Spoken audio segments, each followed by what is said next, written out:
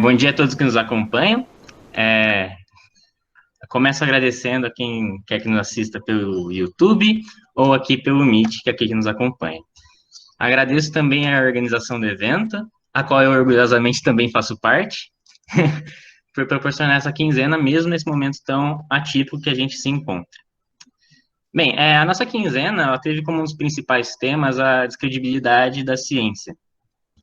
Porém, a gente tem que pensar que se há essa descredibilidade, então é porque alguma coisa a gente falhou, em certo sentido, na nossa base educacional, né? E por isso que a gente traz essa mesa com muito orgulho junto dos cursinhos populares, já que eles são grupos, para a gente não dizer até que são movimentos, que hoje trabalham meio que na raiz desse problema, né? Com o objetivo de democratizar o conhecimento que hoje está tão retido, principalmente quando a gente está pensando em meio acadêmico, né? Mas tudo bem, essa foi uma introdução à mesa, então vamos para os nossos convidados. A ordem de fala será de começará pelo cursinho Dandara dos Palmares, a segunda a falar será o cursinho Proceu, a terceira a falar será o cursinho Emancipa, e o quarto a fala será o cursinho Lélia Gonzalez. Cada fala terá cerca de 15 minutos, então eu já passo a minha fala para o cursinho Dandara dos Palmares. Obrigado. Obrigado, Arthur. Obrigado pelo convite. Bom dia para todo mundo. Bom, eu sou o Menza, eu sou professor de redação do Dandara dos Palmares. Não só do Dandara, né? Também estava dando aula no LEL, inclusive, e no outro cursinho com a Meninha Teles. Mas, como indo além da sala de aula como professor e organizador, realmente eu faço isso no Dandara desde 2017. Bom, acho que a palavra central aí da mesa é experiência dos cursinhos populares, né? Experiência dos cursinhos e tal. Pensando nessa linha da experiência, acho que é necessário falar um pouco sobre o que é o cursinho popular, né? Quais são as diferenças entre o popular e o tradicional? Por que o cursinho popular não é necessariamente um cursinho gratuito? Porque não é só isso, ele não se resume a isso. O Dandara ele existe desde 2011, uma iniciativa de graduandos e pós-graduandos da Unicamp, que eram ou não da gestão do DCE da época, e depois era cursinho DCE, depois virou cursinho Dandara, está aqui até hoje. Bom, acho que é importante dizer que o cursinho popular não é uma ONG, ele não pode ser confundido nem com um cursinho simplesmente gratuito e nem com uma ONG. Por quê? Não é uma ONG porque nós não estamos interessados em fazer uma mera caridade, né? A gente não acha que está fazendo necessariamente um favor para os estudantes, e a gente não fornece um tratamento de coitadismo ou algo do tipo. A gente está mais preocupado em quando se pensa no cursinho pré-vestibular, você pensa, não, é um cursinho pré-vestibular, então é um curso preparatório para uma coisa chamada vestibular.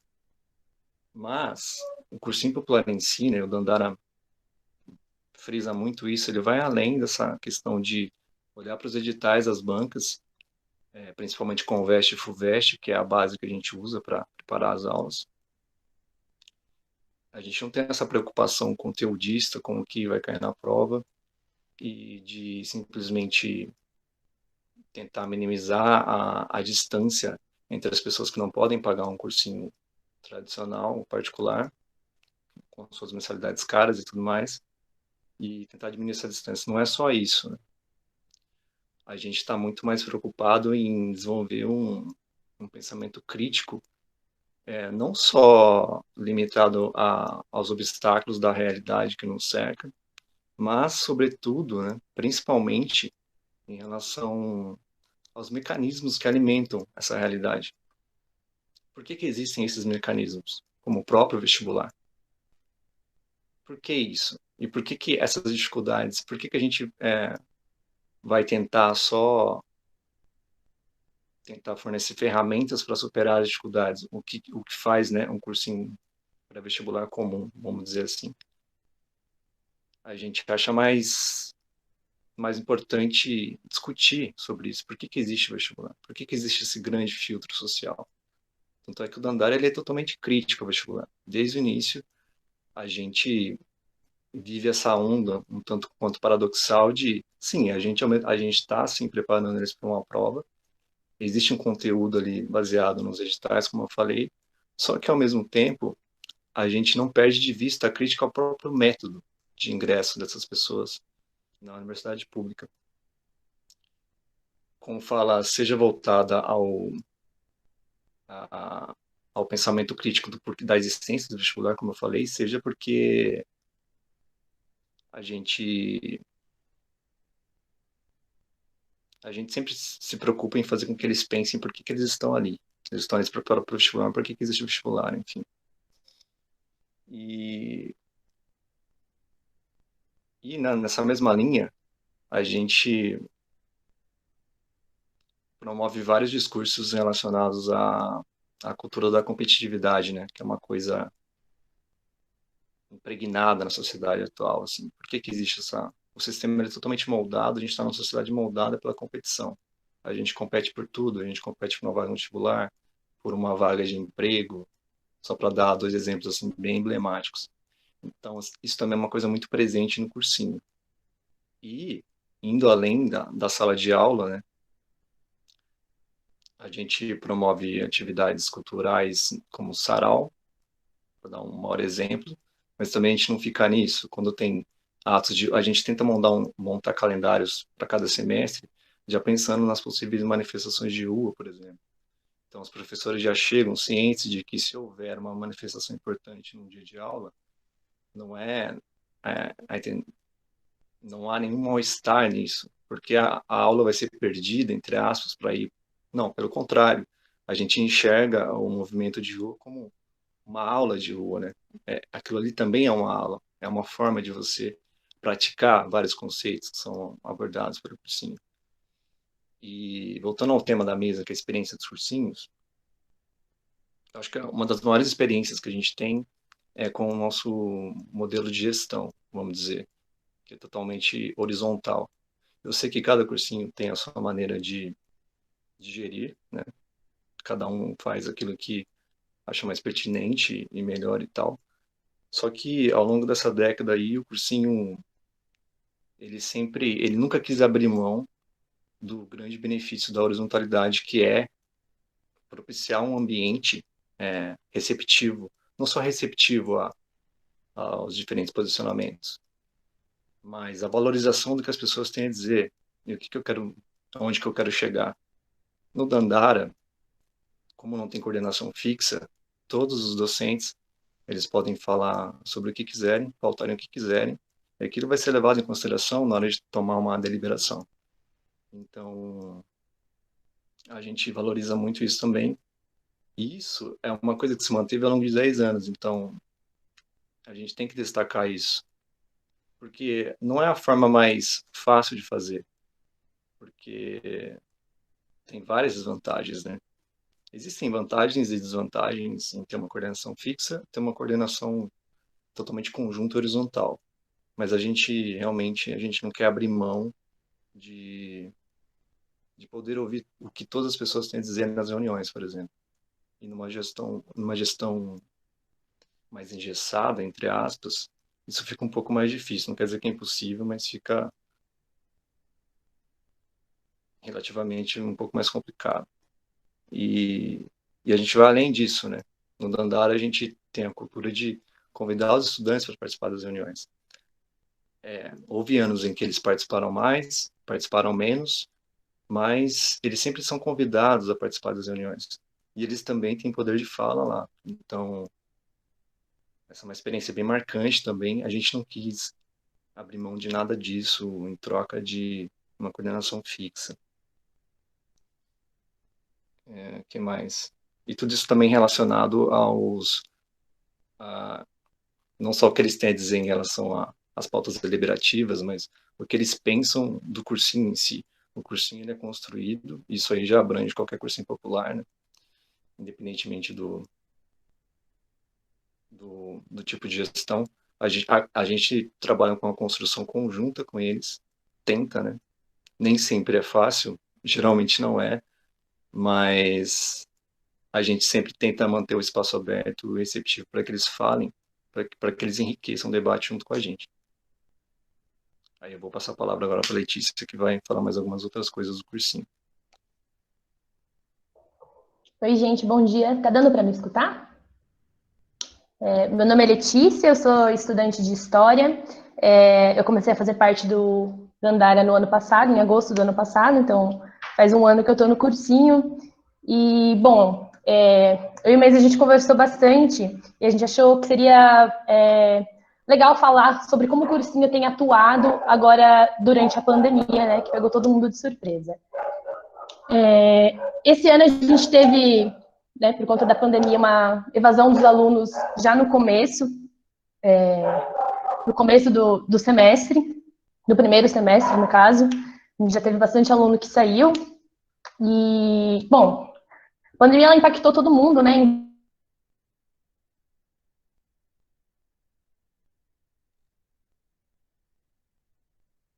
Sobre o que fazer.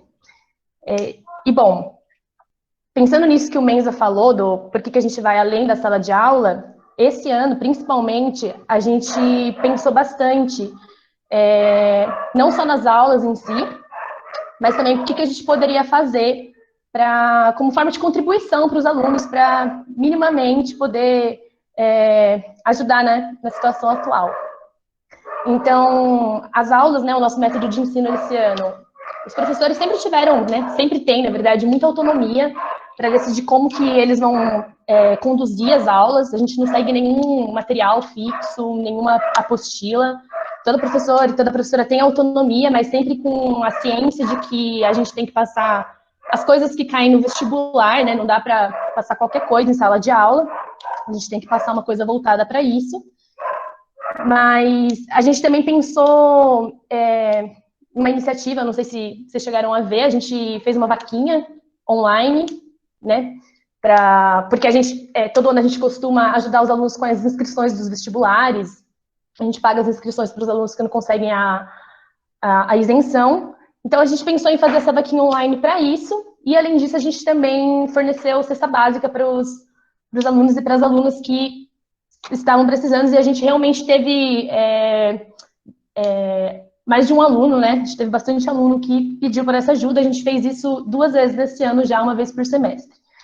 E daí, além disso, a gente também conseguiu contato com psicóloga, porque a gente sabia o quanto que esse momento estava impactando os alunos, as alunas, e os professores e professoras também. Então, a gente conseguiu uma parceria com psicólogas que voluntariamente se propuseram a ajudar a atender professores e professoras, e também os alunos no geral. E, eu acho que sobre isso é basicamente isso, do por que a gente vai além da sala de aula. Então, a gente pensou nessas iniciativas e não só em ficar passando conteúdo e ficar pressionando os alunos nesse sentido, até porque é uma coisa totalmente inviável para o momento atual, tanto que as aulas, elas têm acontecido, né? A gente conseguiu se organizar melhor agora nesse segundo semestre em relação a isso, e as aulas a gente tem feito elas quinzenalmente, então tem aula de história toda segunda a cada 15 dias, e assim por diante, até para também não pesar para os alunos. E, bom, o formato das nossas aulas EAD, né, não posso nem chamar de EAD, é um ensino remoto, não tem uma estruturação para ser EAD, o EAD ele tem toda, né, uma estrutura, planejado. Então, agora no ensino remoto que a gente tem feito, tem professores que fazem aula ao vivo, tem professores que gravam aula e disponibilizam, tem professores que mandam material escrito, que indicam videoaulas, mas a grande questão é que a gente está tendo esse movimento de que as professoras e os professores estão mantendo o compromisso com o cursinho, e a gente tem feito tudo conversando bastante, a gente tem feito bastante reunião esse ano, e justamente para a gente se ajudar nessa questão do ensino remoto. E eu acho que é basicamente isso que o Menza falou mesmo, dessa questão da descentralização, né, que também é muito importante dentro do Dandara, que a gente faz a reunião com os alunos para ter feedback. A gente fez, inclusive, esse ano com eles deram sugestões para a gente de como lidar com o ensino remoto. Eu acho que esse ano isso foi primordial, porque é muito bom você ter a perspectiva do aluno, né, e da aluna durante esse momento. E, bom, eu acho que que é basicamente isso que eu tinha para contribuir em relação ao ensino remoto. Se você quiser falar mais alguma coisa, se a gente estiver indo um tempo, Mendes, fica à vontade. Eu acho que é isso mesmo, Letícia. Só ver aqui.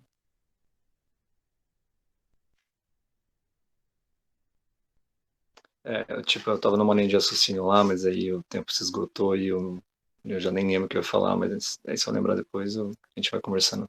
Vai ter um tempo para perguntas também, né? Então, mas é isso aí.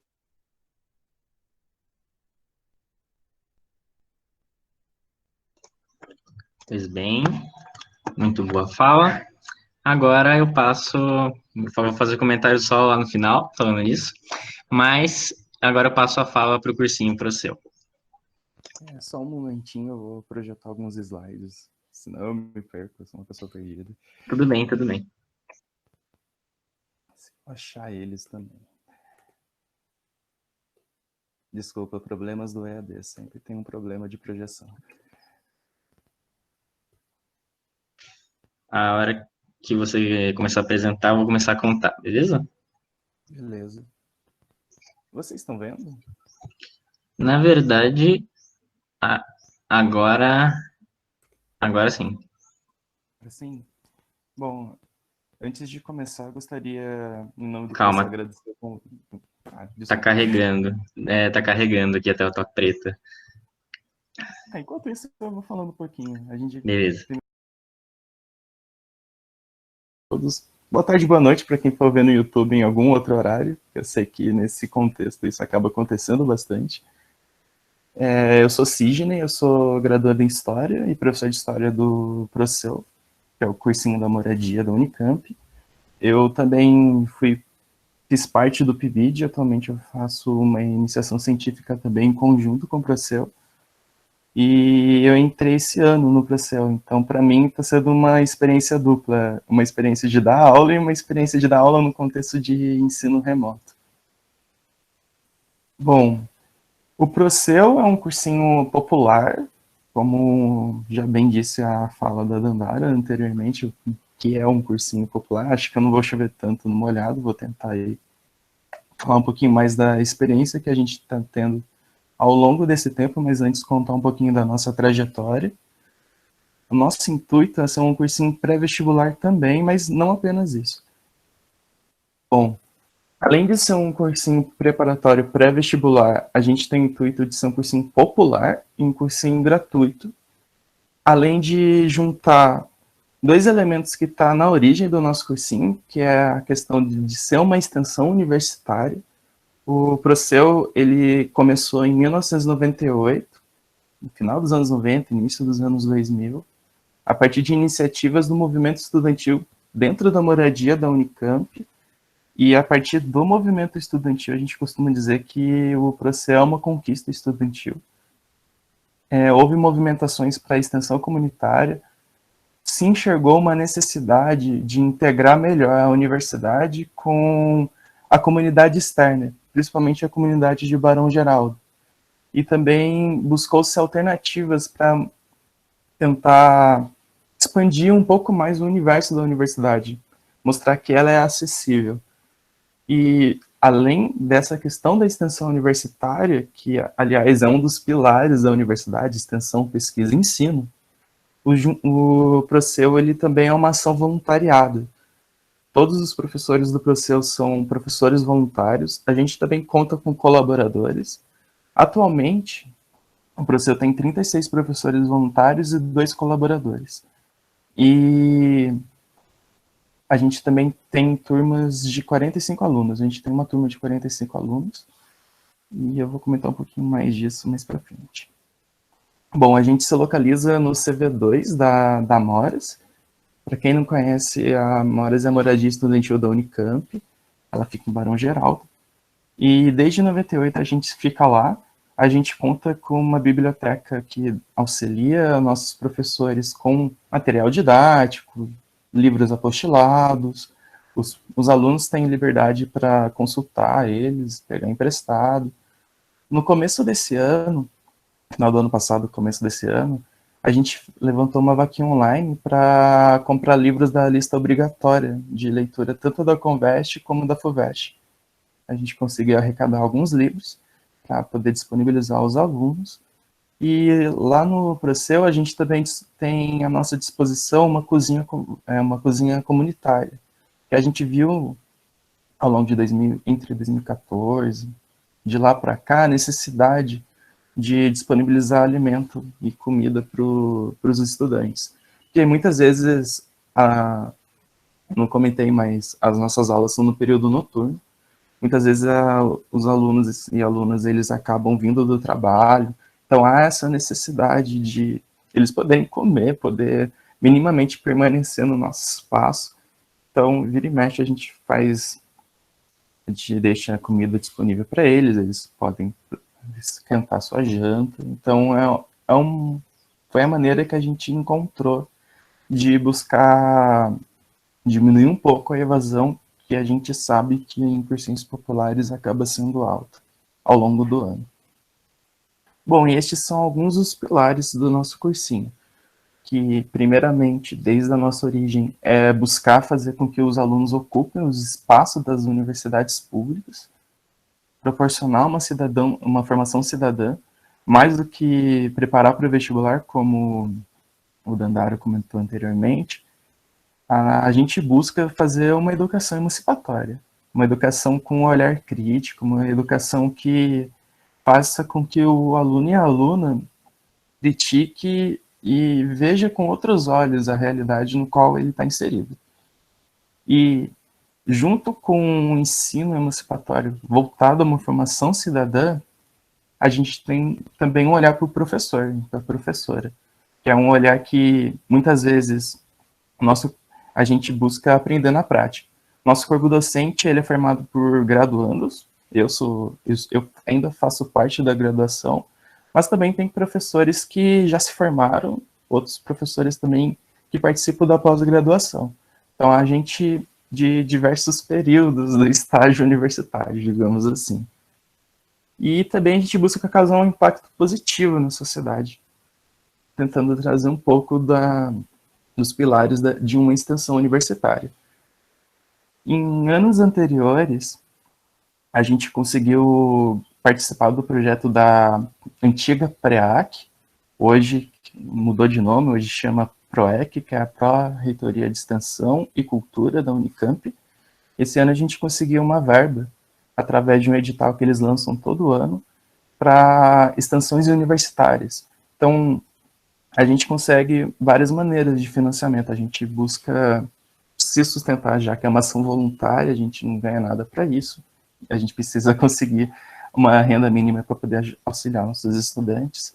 A gente consegue, através desse edital que a gente conseguiu esse ano, a gente também faz vaquinhas online, a gente faz rifas, e um dos principais eventos do Proceu é a Samboada, que é um dia que a gente faz uma roda de samba com uma feijoada, porque o dinheiro arrecadado, a gente usa ele para poder cobrir os custos das inscrições dos vestibulares, além de comprar materiais, como livros da leitura obrigatória e a organização de excursões.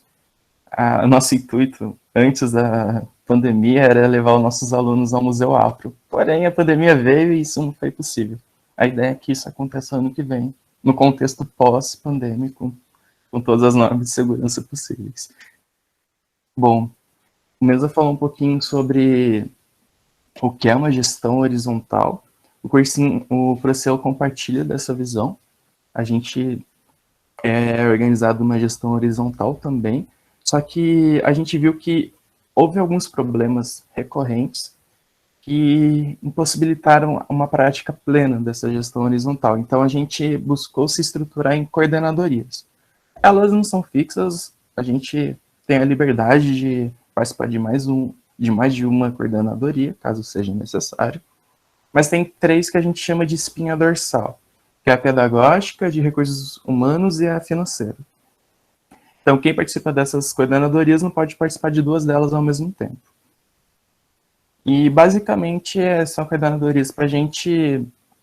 A pedagógica cuida mais da relação do cursinho com os nossos estudantes, cursos humanos do cursinho com o corpo docente que acompanha, financeira, maneira de captar dinheiro. A infraestrutura é necessária, pois como a gente está inserido dentro do espaço universitário, que é a moradia estudantil, a gente precisa ter uma relação mais próxima com a administração. Então, se há algum problema de infraestrutura, a gente precisa acionar a Unicamp para poder solucionar esse problema. A gente também tem uma coordenadoria de comunicação que gerencia as nossas mídias sociais, no caso eu integro ela, e também a gente busca realizar simulados e também estruturar minimamente a documentação que a gente acaba gerando. Bom, no contexto pré-pandêmico, digamos em tempos, entre muitas aspas, normais, nossas aulas são no período noturno. A gente tem cerca de 5 aulas por dia, que começa das 15 para 7 e vai até 15 para as 11. Geralmente a gente tem estruturado plantões à tarde e a gente também faz atividades extracurriculares, seja no período das aulas, mas principalmente aos sábados, e uma ou outra vez no domingo.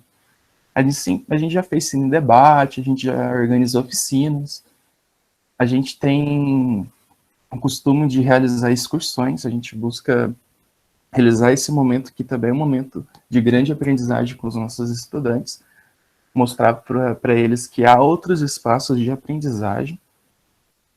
Porém, nesse contexto pandêmico, a gente fez adaptações. A gente percebeu, no primeiro mês de março, a gente tentou manter a estrutura de 5 aulas por dia durante o período noturno, só que a gente viu que não deu certo. Então a gente rearranjou esse horário. A gente reduziu o número de aulas, para ter uma conversa mais próxima com os estudantes, a gente sempre deixa nossas reuniões abertas, a gente faz reuniões mensais. Antes a gente fazia quinzenal, agora a gente acaba fazendo uma reunião mais ampla de modo mensal. Porém, a gente sempre mantém um canal de contato, então a gente acaba conversando basicamente quase todo dia. Então a gente viu que os estudantes estavam se sentindo cansados, desmotivados.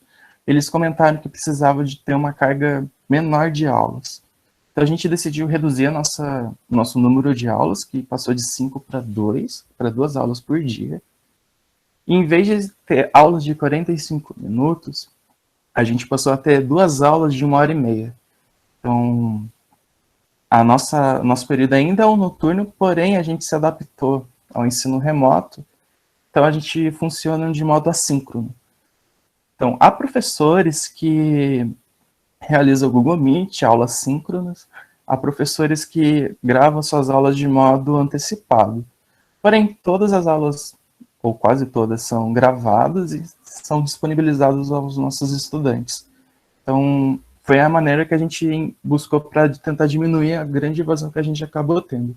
A gente começou com uma turma de 45 alunos, muitos deles se sentiram desmotivados, tiveram outros motivos por causa da pandemia, e fez com que eles saíssem. Só que a pandemia foi um motivo a mais da evasão. A evasão já é um problema recorrente no Procel. A gente tem geralmente uma taxa de 20 a 25 estudantes que evadem do nosso cursinho. Eita, desculpa lá, era o cronômetro. Então a nossa taxa já era alta. Porém, a gente percebeu que dos 45 alunos que entravam no começo do ano, cerca de 15 permaneciam no nosso cursinho. Só que dos 15 que permaneceram até o final do ano, cerca de 7, 8 conseguiram ingressar na universidade pública. Então, a gente costuma ter 2 dados para estimar quantas pessoas entram na universidade. A gente vê uma grande taxa de alunos que persistem ao longo do ano sendo aprovados, porém a gente tem poucos alunos aprovados porque não são todos que permanecem. A gente buscou construir a cozinha comunitária, buscou ouvir mais os alunos para tentar diminuir a evasão. E a gente vai buscando todo dia, porque esse é um grave problema dos cursinhos populares que a gente acaba enfrentando. A alta taxa de evasão. E a gente disponibiliza o nosso material principalmente por Drive, o Google Drive, e por Google Classroom. Foi a maneira que a gente buscou unificar. porque os professores têm total liberdade e autonomia para montar e disponibilizar as suas aulas. Tem professores que fazem Google Meet de modo síncrono, como eu havia comentado. Há outros professores que também usam a plataforma Loom, que permite a gravação de aulas, e eles disponibilizam. Há outros professores também que gravam a aula no YouTube e disponibilizam o link para os estudantes. Há diversas maneiras de se montar a aula e disponibilizar elas. A gente percebeu que das atividades síncronas, tem uma média de 4 a 7 estudantes. Então, dos 35 que a gente conseguiu mapear que permaneceu no cursinho, cerca de 5 se mantêm com a gente, e de modo síncrono. E fora do período síncrono, se foi ver no dia seguinte ou na semana seguinte, a gente percebe que esse número acaba aumentando. Só que a gente não conseguiu maneiras eficientes de conseguir mapear isso. Ou mesmo de, entre aspas, cobrar uma presença, perceber quem está com a gente. Que não seja pelo Google Meet ou através de exercícios durante as nossas aulas. E a gente fez 2 reuniões para replanejar a sequência do ano. Quando a gente viu que não deu certo em maio, a gente fez uma reunião, a gente está seguindo o calendário da Unicamp, então a gente reformulou e mudou o número de aulas, reduziu as aulas, e no mês de setembro, nesse segundo semestre, a gente percebeu que era necessário ter um período de recesso para dar uma pausa para os estudantes, para a gente também ter uma pausa.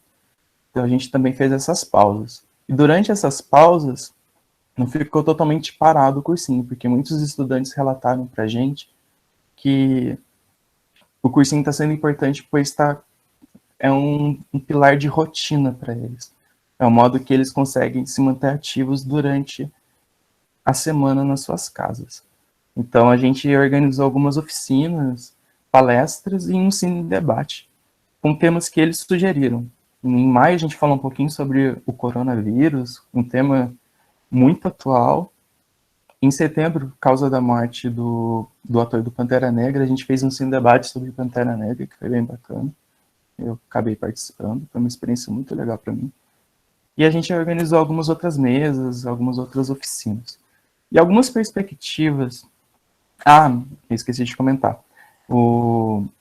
Apesar de ter uma alta evasão de alguns estudantes, ao longo desse segundo semestre, pessoas nos procuraram pelo Facebook, pelo Instagram, perguntando se haviam vagas abertas. Então a gente percebeu um interesse em pessoas que, através do EAD, viram uma oportunidade de poder ingressar numa universidade pública e de ter uma experiência num cursinho popular.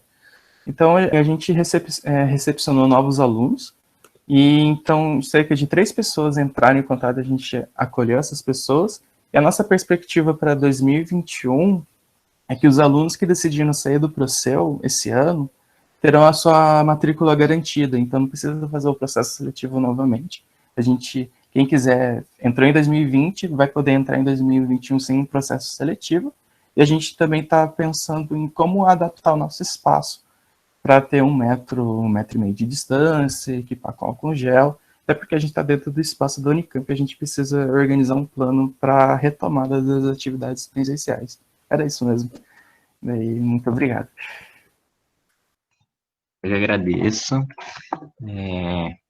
Agora eu passo a fala para o cursinho Emancipa. Em primeiro lugar, bom dia a todos e todas. Agradeço muito, em nome da coordenação do Cursinho Popular Emancipa, da Unidade Antônio da Costa Santos, a Unidade Toninho aqui de Barão, pelo convite, em primeiro lugar, e também por conceder esse espaço para que os cursinhos populares consigam falar um pouco sobre as suas atividades, né? Mesmo nesse contexto tão conturbado que é o contexto da pandemia.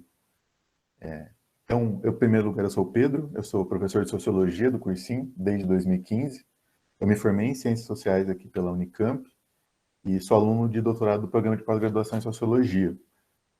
Eu vou tentar ser o mais rápido possível para a gente conseguir conversar um pouco depois.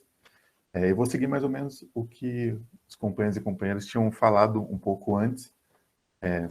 Acho que concordo com quase tudo que foi dito. E agora, pensando enquanto eu ouvia ele, acho que o que une essa experiência dos cursinhos populares é, sobretudo, esse conflito que a gente tem dentro da próprio cursinho, né?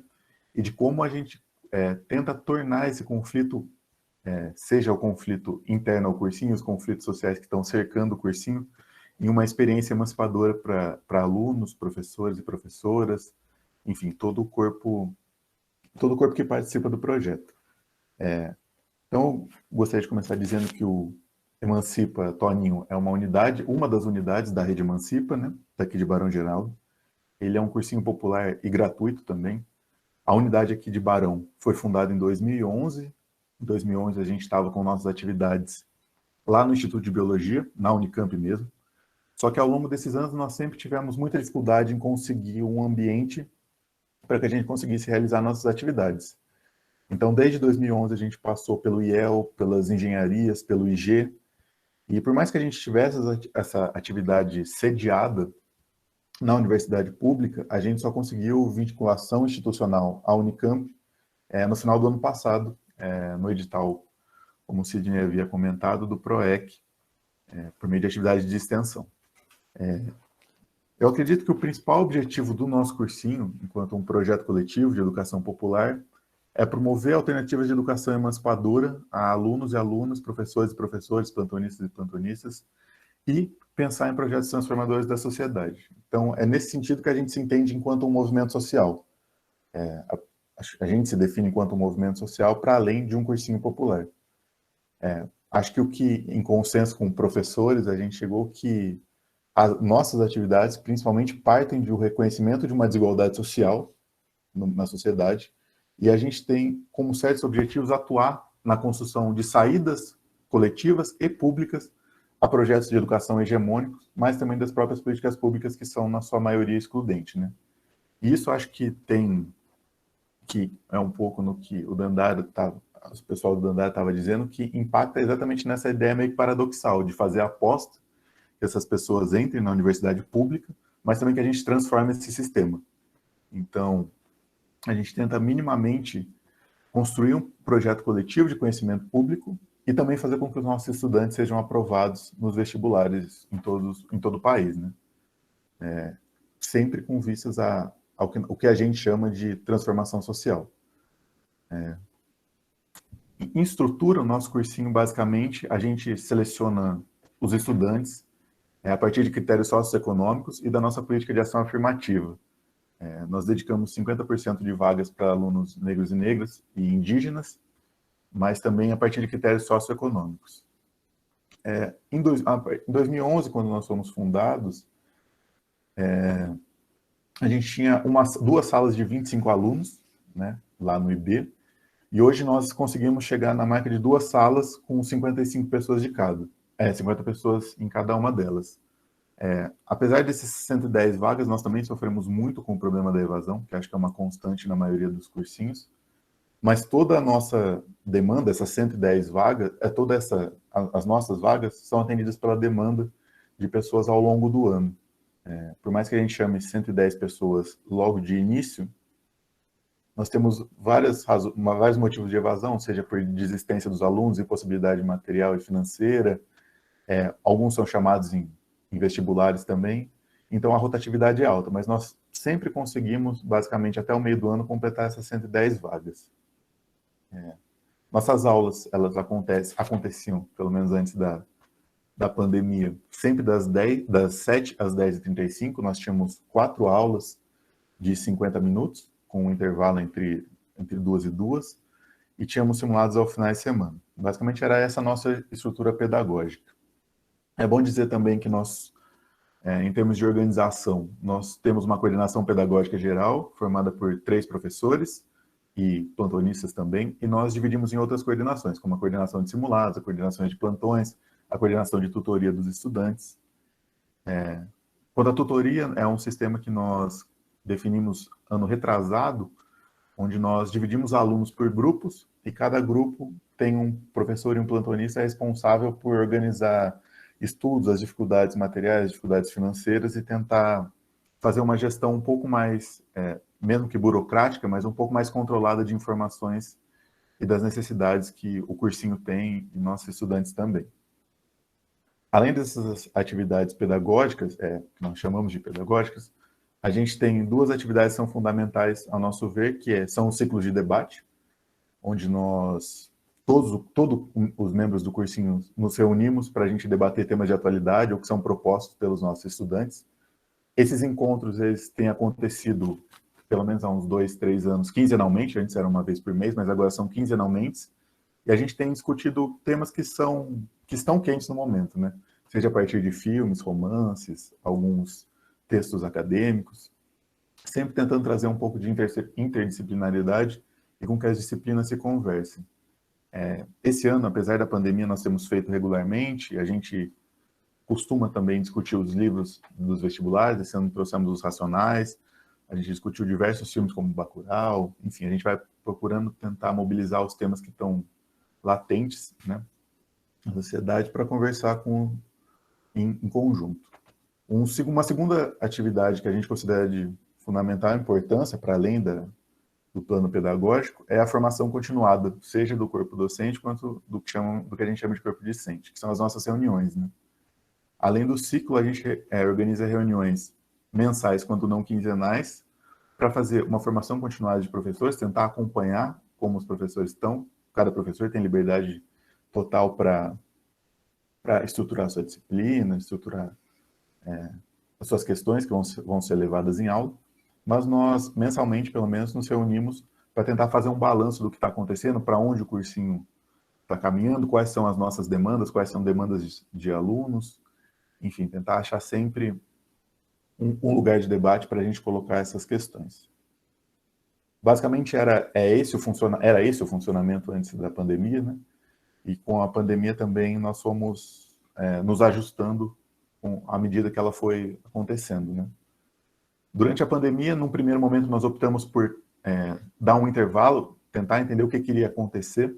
Então, nós deixamos um mês sem aula, mês de abril nós ficamos sem aula, mas tentando manter esses ciclos de encontro regulares a cada 15 dias para conversarmos sobre o que estava acontecendo com os estudantes, quais eram as demandas, se eles estavam bem, como estava sendo a questão financeira, como eles estavam se mantendo na pandemia. Aqui eu abro um parênteses só também porque os nossos estudantes, na sua maioria, trabalham durante o dia e à noite eles fazem parte do cursinho. Os que não trabalham, eles estão no momento de conclusão do ensino básico, né? Então, é sempre uma conciliação de 2 atividades, pelo menos, com o cursinho. Só que em abril nós percebemos que, maio, nós percebemos que nós estávamos recebendo muitos e-mails e muitos pedidos para que a gente não deixasse de, pelo menos, oferecer aulas gravadas ou esses encontros quinzenais. O grande motivo era porque eles, em primeiro lugar, eles estavam dizendo que estavam sem um ensino básico nas escolas estaduais, que muitos não tinham condições mínimas e ainda não têm condições mínimas de oferecer um ensino EAD para todos. Então, muitos estavam sem aula, não estavam conseguindo se situar um pouco nas disciplinas curriculares, e eles alegavam que era a única maneira de se prepararem para o ingresso. E uma das alternativas que a gente encontrou, e eu acho que isso também está um pouco naquela ideia de que é um conflito, né? Uma das saídas que nós encontramos, então, foi diminuir 2 aulas e ampliar os intervalos entre elas. Nós passamos, então, a ter 2 aulas mensais por disciplina, com uma semana livre entre elas. Nós temos 2 semanas de aula, em vez de termos 4 aulas por dia, temos 2 só, de 1 hora cada. Cada disciplina dá aula quinzenalmente, e entre elas a gente colocou uma semana livre para a gente fazer nossas reuniões de formação e os ciclos de debate. É curioso que, nesse período de pandemia, a gente esperava ter uma redução drástica de alunos, como normalmente sempre acontece na virada de semestre. Nós começamos sempre com 110, conseguimos ir com esse número de alunos até o meio do ano, e depois a gente cai para uma sala só de 40, 50 alunos. Esse ano a gente conseguiu manter, mesmo com rotatividade, mesmo com alunos frequentando as atividades gravadas ou presencialmente pelo Google Meet, a gente consegue manter uma rotatividade de 55, 50 alunos, né? Então, isso foi bem interessante. As nossas aulas, elas têm sido pelo Google Meet. Foi uma demanda dos estudantes que eles pediram e achavam que rendiam mais tendo aula online, virtual, né? Ao vivo, desculpa. Então a gente mantém a aula no Google Meet, grava essas aulas e disponibiliza para eles. Os professores que não se sentirem à vontade para dar aula pelo Google Meet, eles estão gravando aula, disponibilizando no YouTube, preparando outros tipos de materiais. Até aqui, mais ou menos, o nosso balanço é de que nós temos conseguido manter as nossas frentes combinadas, por mais contraditórias que elas pareçam ser, que é a questão de tentar promover uma educação emancipadora ao mesmo tempo. Beleza, Heitor. Tentar manter uma educação emancipadora dentro desse molde, né? Questionando a toda hora os métodos de seleção, mas também entendendo que é uma demanda deles serem aprovados no vestibular, né? Então nós avaliamos que até aqui temos conseguido manter muito bem a frente de reunião e formação desses estudantes, os ciclos de debate, e também estamos tentando ajustar a partir das condições que a gente vai tendo com o andar da pandemia, as condições pedagógicas. Em IEGES a gente achou esse meio termo de gravar a aula, disponibilizar para eles, com as aulas ao vivo diariamente, a cada 15 dias. Para finalizar, as nossas perspectivas futuras ainda são muito incertas. Como nós estamos dentro da Unicamp, nós não sabemos muito bem, vamos ter que fazer, obviamente, um protocolo de retorno, também não sabemos se voltaremos antes ou não da vacina, por mais que a Unicamp já tenha soltado um plano. Então, acho que para finalizar, eu acho que nós temos mais dúvidas quanto às perspectivas futuras, principalmente pelas próprias condições dos cursinhos populares no pós-pandemia, né? E eu acho que das 3 questões que nós temos discutido muito, eu gostaria de trazer para vocês, para a gente poder conversar depois, que é, primeiro, como é que a gente vai lidar, nós enquanto experiência de cursinho popular, como que nós vamos lidar com a ampliação de desigualdade social e econômica, que a pandemia vai trazer, e, consequentemente, as desigualdades escolares. E isso vai remontar fundamentalmente, eu acho que é um problema de como que a universidade pública também vai se mostrar disposta a colaborar com isso. E eu estou dizendo isso muito também porque nós somos um cursinho que está na Unicamp, está dentro da universidade pública, que não é a maioria dos casos de cursinhos populares, mas que é um elemento a mais, né? Então, é uma das questões. Como a universidade pública ela tem a colaborar com a gente, seja em termos de acesso ao ensino público gratuito, mas também fornecer condições para que nossos estudantes tenham condições de estarem na universidade antes de serem matriculados, né? E por fim, eu acho que o grande desafio também é pensar como que a gente se reorganiza coletivamente frente a esses projetos privatistas de educação, né, que a gente está vendo aos montes, e que o EAD, talvez pós-pandemia, também seja uma, entre aspas, desculpa de sucesso para que se privatize a educação, e como que a gente não recai nessas armadilhas do nosso tempo, né? De como não transformar um ensino EAD como uma prática corriqueira e que vai minando um pouco desse contato, que é tão importante, esse contato presencial que os cursinhos populares trazem dentro das salas de aula, mas principalmente fora delas. Acho que é basicamente isso, depois a gente pode conversar. E eu agradeço ao convite novamente, em nome do cursinho Antônio da Costa Santos, dos estudantes e professores. Muito boa fala, agradeço também pela sua presença aqui. E agora eu passo a fala para o cursinho Lélia Gonzalez. Bom, primeiro eu gostaria de dar um bom dia para todo mundo, agradecer o convite. Eu me senti muito contemplada assim, com todos os problemas que os cursinhos enfrentam. Acho que, como cursinho popular, nós todos temos o ideal e essa vontade em comum, né, de tentar mudar pelo próprio sistema, pela própria estrutura, porque a gente sabe que a gente não consegue vencer isso sozinho, né? Mas, falando um pouco do Lélia, o cursinho surgiu em 2016 pela iniciativa de 4 professores que já tinham experiência com cursinhos populares, mas que queriam fazer um trabalho diferente, tentando contornar algumas das dificuldades que existem no ensino, né, no cursinho popular.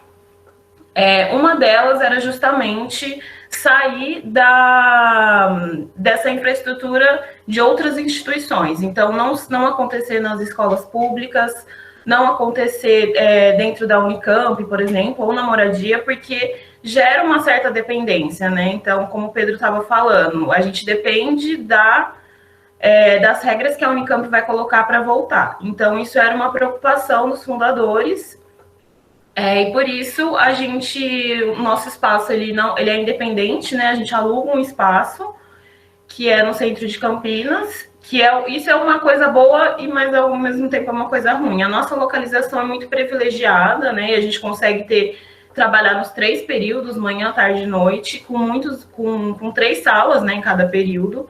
Mas, ao mesmo tempo, isso faz com que a gente tenha esse desespero, vamos dizer assim, de pagar o aluguel.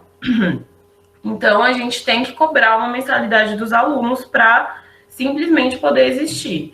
E a gente sabe que isso já afasta um pouco os alunos, né? A gente já tem, todo ano a gente tem que fazer como se fosse uma bolsa, assim, para alunos que não conseguem pagar mensalidade, porque vai ter o gasto do transporte, né? A gente já teve alunos até de Cosmópolis, cidades da região, que gastavam 10, 15 reais por dia só para estar no cursinho, né? Então, a gente sabe que tem um lado bom e tem um lado ruim. Bom, então a nossa infraestrutura, ela está localizada em cima de um bar, no centro de Campinas. Isso é bom também, porque os alunos conseguem esquentar uma marmita depois do trabalho ou antes de ir para a escola. A gente tem 3 salas, a nossa capacidade máxima é de 180 alunos. A gente não trabalhou sempre com esse número, né? Ano passado foi o ano que a gente teve o maior número de turmas, que tivemos 180 alunos, e em 2018, 150. Mas a gente começou com 6 alunos, numa salinha, com uma aprovação. Então, foi um trabalho de formiguinha que a gente foi construindo nesses anos. O start, assim, né, o estopim que esses 4 professores tiveram para criar o cursinho foi justamente o golpe de 2016, 2015, 2016, em que eles perceberam que a estrutura da universidade pública, como a gente conhece, ela tem muitos defeitos, mas ela não pode acabar, ela não pode ser privatizada, e esse desespero de perder essa estrutura essa chance, né, que a gente tinha de perder essa estrutura da privatização fez com que eles se mobilizassem para criar esse cursinho. A gente tem projetor, a gente tem muita cadeira doada, a gente vai, acho que como todos os cursinhos, a gente vai construindo tudo coletivamente, né? Cada um vai ajudando da maneira que pode e no final das contas a gente consegue minimamente entregar um trabalho. Bom, em relação à pandemia, foi muito difícil mesmo, porque esse ano a gente tinha muito aluno matriculado, todas as nossas salas estavam lotadas, assim, era o ano que a gente começou mais bem organizado, mais com tudo que a gente tem que saber, a gente tem que fazer, a gente já sabia como fazer. Então, era o ano do sucesso, assim, esse ano a gente sabia que a gente ia aprovar, no mínimo, 100 alunos, sabe assim? Aí já muito esperançoso. E daí, uma semana de aula, deu a pandemia. Choramos um pouco, teve aquela coisa do desespero e tal, né? Acho que todo mundo. Mas daí a gente ficou um mês parado, pensando no que a gente ia fazer. E depois a gente falou assim, bom, a gente não vai conseguir ajudar todos os alunos. A gente tem aluno que não tem nem celular, a gente tem aluno que pode ser que tenha internet, mas não tem um espaço adequado para estudar, não tem uma mesa legal, o silêncio, né, a concentração que precisa para estudar. E até em questão de, tipo assim, por nossos alunos, muitos deles serem de baixa renda, eles trabalham. Muitos dos nossos alunos nunca pararam de trabalhar durante a pandemia. Então, eles estavam assim, a gente sabe que muitos alunos estavam nessa situação de simplesmente como eu vou chegar no dia de amanhã? Né? Será que eu vou amanhã pegar o Covid? Será que minha família vai estar bem? Muitos deles, a maioria deles mora com família grande. Então, a gente sabia que eles não estavam com cabeça para estudar, né? E como vários de vocês falaram, desculpa, a estrutura das aulas que a gente tinha de várias aulas por dia não ia funcionar, porque é outra realidade. A gente sabe que as aulas online são muito cansativas, às vezes a gente não aprende como a gente aprenderia, né, nas aulas presenciais, então a gente decidiu que a gente ia ajudar quem a gente conseguia ajudar com as aulas online, né? Então a gente planejou um esquema de aulas semanais, não são todas as disciplinas, mas a maioria a gente conseguiu dar aula em 2 períodos, então a gente tem aulas online à tarde, à noite principalmente, eu acho que agora de manhã a gente só está com 2. Por um lado, assim, a gente teve muita solidarização de outros professores, a gente teve professores que entraram no cursinho agora, na pandemia, com aulas de inglês, de espanhol, que foi muito legal. Mas assim, de 180 alunos, a gente estava tendo a frequência de 20, de 15, né? Então, o que aconteceu com esses outros mais 150 alunos? Muitos deles a gente perdeu e a gente sabe que a gente só vai ver ano que vem e se vê. Mas a gente foi construindo, foi levando, a gente tentou trazer várias aulas interdisciplinares, aulas especiais, fazer algumas lives, fazer aulas conjuntas de vários alunos, a gente fez o bailão da literatura, sabe, assim, para animar os alunos e lembrarem que, tipo, tá chato, tá difícil, mas a gente pode fazer acontecer. Então a gente foi levando dessa forma. Quando voltou, né, quando as coisas foram voltando, entrou na fase verde e tal, a gente decidiu voltar com as aulas, porque a gente sabia que a gente tinha muitos alunos desamparados, né, sem nenhuma possibilidade de estar estudando em casa, e também por uma questão financeira, porque durante todo esse período a gente não cobrou mensalidade dos alunos, porque a gente entende que essas aulas que a gente estava tendo no Google Meets não era uma aula de cursinho popular, e não é tudo que um cursinho popular pode oferecer, como a gente conseguia oferecer no presencial. Então, a gente fez campanha de arrecadação, fez rifa e tal, e a gente conseguiu muita ajuda financeira, muita ajuda mesmo, que fez com que o cursinho continuasse, mas a gente entendeu que, tipo, uma hora essa fonte vai acabar, infelizmente, né? Então, a gente decidiu voltar. A gente voltou agora em novembro, com uma turminha só de 20 alunos, com todo o protocolo de segurança, máscara, álcool em gel, limpeza. E tá funcionando, tá rolando legal, os alunos estão animados, assim. A gente tem daí outras questões que são, por exemplo, o ônibus não passa mais como passava antes, então a aula tem que acabar mais cedo. Mas a gente está conseguindo seguir. Né, a gente vai fazer 2 meses de aula até dezembro para ter essa revisão, para eles se sentirem até mais confiantes, né, para chegar no Enem e na Unicamp. Eu acho que isso é uma coisa importante também de falar. No nosso cursinho a gente prioriza Enem, Unicamp e Unesp, que são as universidades que são, tipo, Enem, eles podem ir para qualquer lugar, e a Unicamp é aqui em Campinas, então muitos deles não tem condições de ir para outras cidades, né? A gente já fez vaquinha para levar aluno para Alagoas, foi muito legal. Mas a gente sabe que para eles é muito importante, para muitos deles é importante permanecer aqui em Campinas. Então a gente dá prioridade para essas 3 vestibulares, mas a gente também enfatiza muito a FATEC, a gente enfatiza muito o Enem, até mesmo para eles conseguirem bolsas nas universidades particulares. Então, essas são as nossas prioridades. As nossas principais dificuldades são relacionadas à questão financeira, né? Porque a gente sabe, se a gente não pagar aluguel, a gente é despejado. E a falta de professores, porque acho que isso todos vocês devem enfrentar de certa forma, porque como a gente não pode vincular, porque assim, o salário é um vínculo importante, né? Então, a partir do momento que o nosso professor tiver uma oportunidade de trabalho mais interessante, infelizmente ele vai sair do cursinho, né? E a gente sabe disso.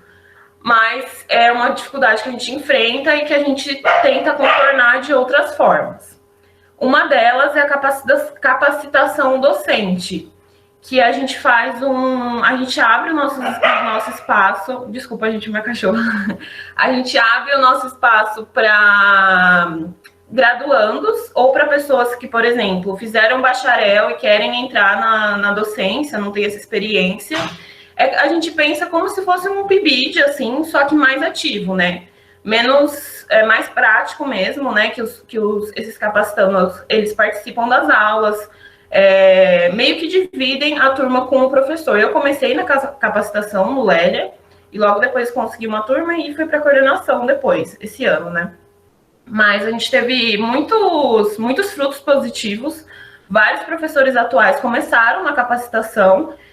E a gente tem uma coisa muito legal também, que é que vários professores atuais eram nossos alunos. Então, esse retorno é muito gratificante, assim. Da gente ver que a gente não só conseguiu que ele entrasse na universidade, como ele reconheceu que aquele espaço, ele também faz parte e que ele também pode ajudar a construir. Mas acho que, assim, além de tudo isso, o que a gente mais sente, o que a gente mais percebe no cursinho de retorno da docência é justamente dar aula para pessoas que querem aprender, que é o sonho de todo professor, que é a coisa mais gratificante, que faz com que a gente continue, que faz com que a gente acredite nesse projeto, porque a gente consegue ver o resultado desse projeto no ano seguinte, ou depois de 2 anos, quando o aluno volta. Então, isso é muito legal mesmo, assim. Além disso, a gente tem um programa bem legal no cursinho, que é a orientação de estudos, que são um grupo de professores, que eles auxiliam os alunos a fazer planos de estudo, a pensar qual universidade que seria mais interessante para a realidade dele, quais matérias ele deve dar prioridade. E a gente teve muito sucesso com essa orientação de estudos. Vários alunos relataram que eles conseguiram estudar melhor, né? E não sair desenfreado estudando qualquer coisa, que isso não vai trazer resultado, né? E eu acho que, de maneira geral, falando rapidão, de todos os itens que vocês mandaram, eu acho que esses são os principais. A gente enfrenta, acho que as mesmas dificuldades, assim, e eu acho muito legal a gente fazer esse encontro para tentar pensar soluções, né? Mas eu acho que é isso.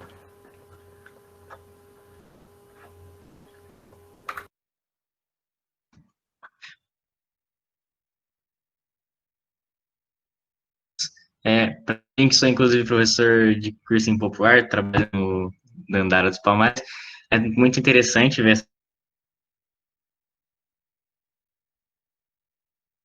Fiquei absolutamente perdido quando tudo isso começou, porque eu entrei esse ano, inclusive, para ser professor do Dandara.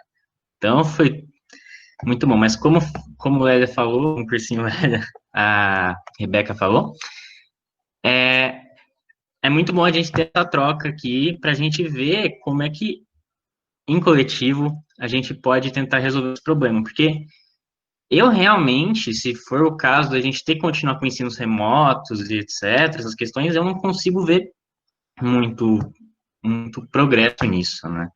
Muitos tentaram, muitos alunos não têm acesso nenhum a celular, computador, internet, e então é muito difícil, né? Mas muito bom vocês estarem aqui, agradeço a presença de todo mundo, agradeço a fala de cada um, e o Menza está levantando a mão, tem alguma coisa para falar? Eu só... Não, que você estava falando, Arthur, eu lembrei de uma coisa que ninguém comentou. Eu acho importante a gente falar que existe, né, um coletivo dos coletivos dos cursinhos populares de Campinas e região.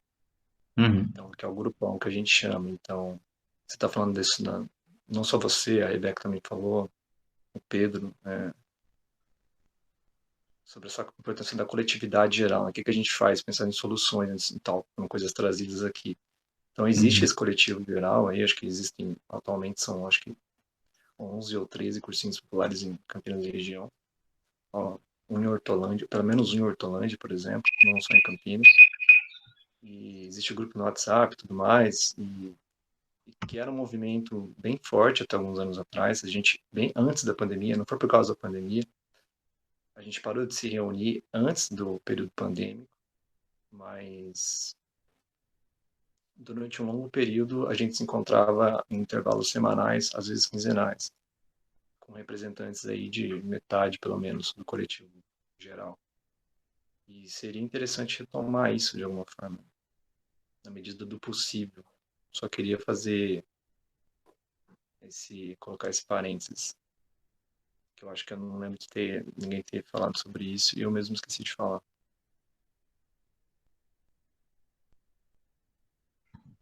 Sidney, pode falar. É bem lembrado, pelo menos, de comentar também que no primeiro semestre, através desse coletivo maior, eu sei que houve um compartilhamento de materiais, então, nesse momento que a gente tem que produzir material, tem todo o debate de direitos autorais, questão tipo, quais os parâmetros de qualidade ou coisa do tipo, a gente criou uma comunidade de compartilhar materiais, compartilhar slides, às vezes compartilhar videoaulas também.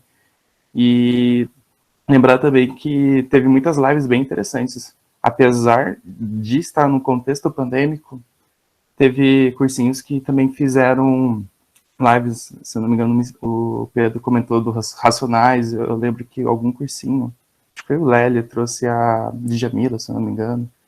Então, teve atividades muito legais que, infelizmente, no contexto presidencial, às vezes poderia não acontecer e conseguiu ser feito. Só queria complementar isso também, que abriu-se novas possibilidades.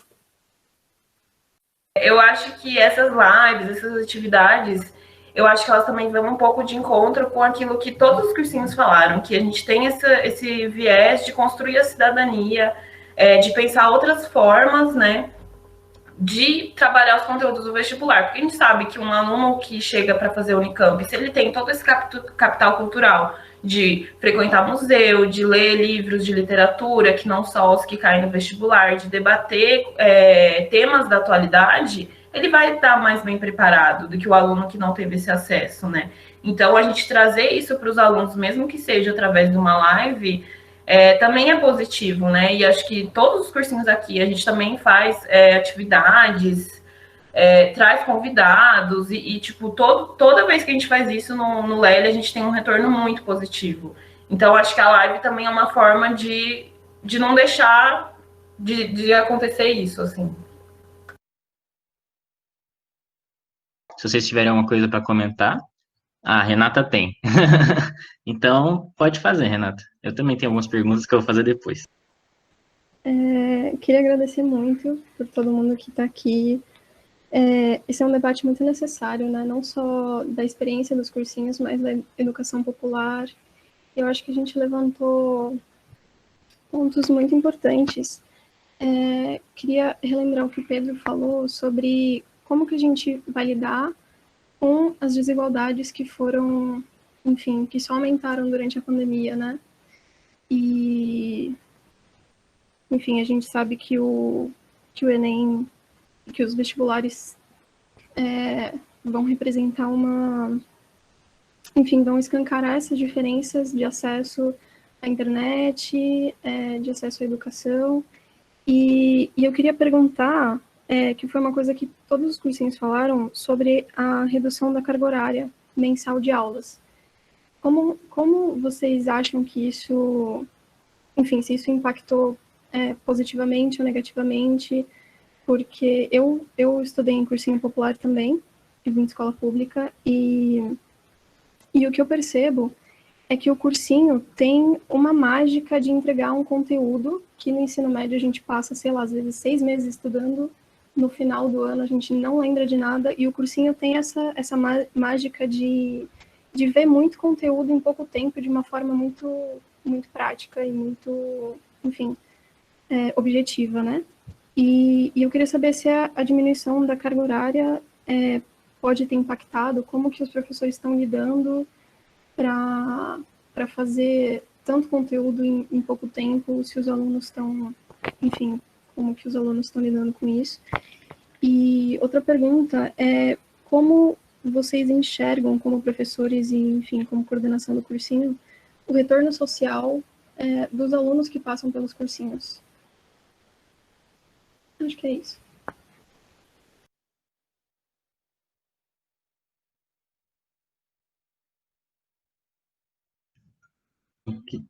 Bom, posso falar? Então, Renata, você até falou, citou uma coisa que a gente também esqueceu de falar. É tanta coisa, né, que a gente não dá tempo de falar tudo, mas uma coisa que a gente valoriza também muito no Dandara é um ciclo de ex-estudantes que depois viram professores e professores do cursinho. Então, Isso, ao longo do tempo, sempre aconteceu, às vezes mais, às vezes menos, mas é algo que faz parte também do projeto. E até, assim, é outra coisa, né? A pessoa que passou pelo mesmo cursinho, pelo mesmo projeto, mesmo cursinho popular, ela ingressa na Unicamp, depois de algum tempo, ela nos procura interessada e motivada, seja por querer contribuir para o desenvolvimento do projeto, seja por outras razões, seja pela identificação, né, da própria essência do cursinho popular em si. Sobre a carga horária, os impactos disso na preparação para as provas, eu acho que você estava falando nesse sentido, né? Bom, no Dandara, a gente debateu isso em reunião, a gente chegou à conclusão que isso vem de antes, né? A nossa preocupação maior, como eu disse, não é o vestibular em si. A gente sabe que, como o Pedro falou, no fim das contas, o vestibular, a gente tem ciência de que o vestibular não vai acabar ano que vem nem no outro. Tá aí. No fim do ano, em um ano normal, no fim do ano, em novembro, a galera vai se deparar com as provas. Então, a gente tem ciência disso, apesar das críticas que a gente faz ao sistema, meio de ingresso e tudo mais. Então, a gente tem que estar preparado da melhor maneira possível, né, dentro das nossas condições. Agora, na pandemia, a gente diminuiu a carga horária. Porque a gente acho que é melhor priorizar a realidade deles, o que eles estão passando. Os próprios professores e professoras estão com vários problemas pessoais, cada um tem as suas dificuldades, já no ano normal, assim, em condições normais de temperatura e pressão. E durante a pandemia são vários perrengues, né? E tem uma galera, assim, do cursinho que passa por uns problemas ainda mais profundos. Então, como a Letícia comentou, a necessidade de receber uma cesta básica para se manter, a gente estava preocupado também com a manutenção deles, né, das famílias, a gente tentou ajudar também de alguma forma em relação a isso, sem enviesar por aquela coisa de ONG, como eu comentei, mas é uma necessidade de urgência, né? É quase, guardadas todas as proporções, é quase como se fosse um período de guerra, vai. Não tem prédio caindo, não tem bombardeio, mas é uma situação complexa, extremamente complicada e delicada. Então, no Dandara, pelo menos, a gente, apesar de manter as aulas e tudo, a gente preferiu priorizar o contato com os estudantes em si, como que eles estão, entende? Se eles querem conversar, se eles querem desabafar sobre algum problema, como que estão as vidas deles. A gente está mais preocupado com a vida da galera do que necessariamente se ela está preparada para o vestibular. Sim, a gente sabe que existem os sonhos, existem os projetos de entrar, como acho que a Rebeca falou, mas o Pedro também. Mas a gente preferiu priorizar isso, entendeu? E a gente vai levando. A gente está levando dessa forma. Não sei se a Letícia quer falar alguma coisa. Você quer falar antes, Pedro? Não, eu só queria complementar isso que o Menza falou. A gente está mais preocupados com a situação dos alunos e das alunas. Lógico que a gente também pensou em iniciativas voltadas para o vestibular, e daí, por exemplo, a gente fez uma amostra de profissões no nosso Instagram, e daí foi bem bacana, porque na amostra de profissões a gente tentou entrar em contato com ex-alunas, com ex-alunos que fizeram parte do cursinho, e a gente teve, inclusive, pessoas que foram alunas e alunos do Dandara que puderam falar, né, sobre como que estava sendo a experiência na universidade, falando sobre a profissão, e isso é muito bacana, a gente ter esse tipo de retorno, e também pessoas que vêm somar com a gente depois, que se tornam professores e professoras. E sobre a carga horária, eu vejo que, assim, teve essa redução da carga horária, mas eu acho que variou muito de disciplina por disciplina, justamente por causa disso que o Menza falou. Né, eu vi bastante isso dentro do cursinho, porque dependia de como cada pessoa estava lidando, né? Cada professor e professora estava lidando com a situação. Mas esse ano foi extremamente atípico. A minha experiência, por exemplo, na história do cursinho, a gente estava indicando videoaulas no começo, então a gente procurava canais de história, a gente indicava, e a gente passava mapas mentais, inclusive a gente propôs oficina com eles de como fazer mapas mentais, então a gente estava tentando de certa forma, dar um caminho para eles de como estudar, mas sem muita pressão em relação a isso. Mas é mais isso mesmo que eu queria complementar. Daí, Pedro, se você quiser falar, fique à vontade. Mas também é pouca coisa, porque você e o Fabrício me contemplaram bastante quanto ao retorno dos alunos, e principalmente nessa questão da redução da carga horária, eu acho que todos os cursinhos eles partiram desse princípio de que era importante que os alunos estivessem bem, estivessem saudáveis e também conseguissem lidar com os próprios problemas. Eu acho que essa é uma percepção que o cursinho popular, e aí para tentar responder um pouco a primeira pergunta de como lidar com as desigualdades, é que eu acho que o cursinho popular ele consegue fazer essa ligação que muitas vezes é óbvia para esses estudantes de que há uma geração que vai ter que aprender, uma turma que vai ter que aprender a lidar com a pandemia, mas esse lidar com a pandemia é exclusivamente sobrevivência agora, que foi o nosso caso, eu acho, que a gente o Emancipa tomou como ponto de partida que era importante que eles estivessem bem. E conteúdo a gente tratou como política de redução de danos, a gente faria o que desse e fosse possível. E aí a gente consegue explorar debate de como a pandemia, por exemplo, vai escancarar essas desigualdades, né? Que talvez não sejam tão óbvios para alunos de cursinhos privados, ou enfim, mas que dá para fazer uma ponte com isso, porque é o cotidiano da maioria dos estudantes de cursinhos populares. Né?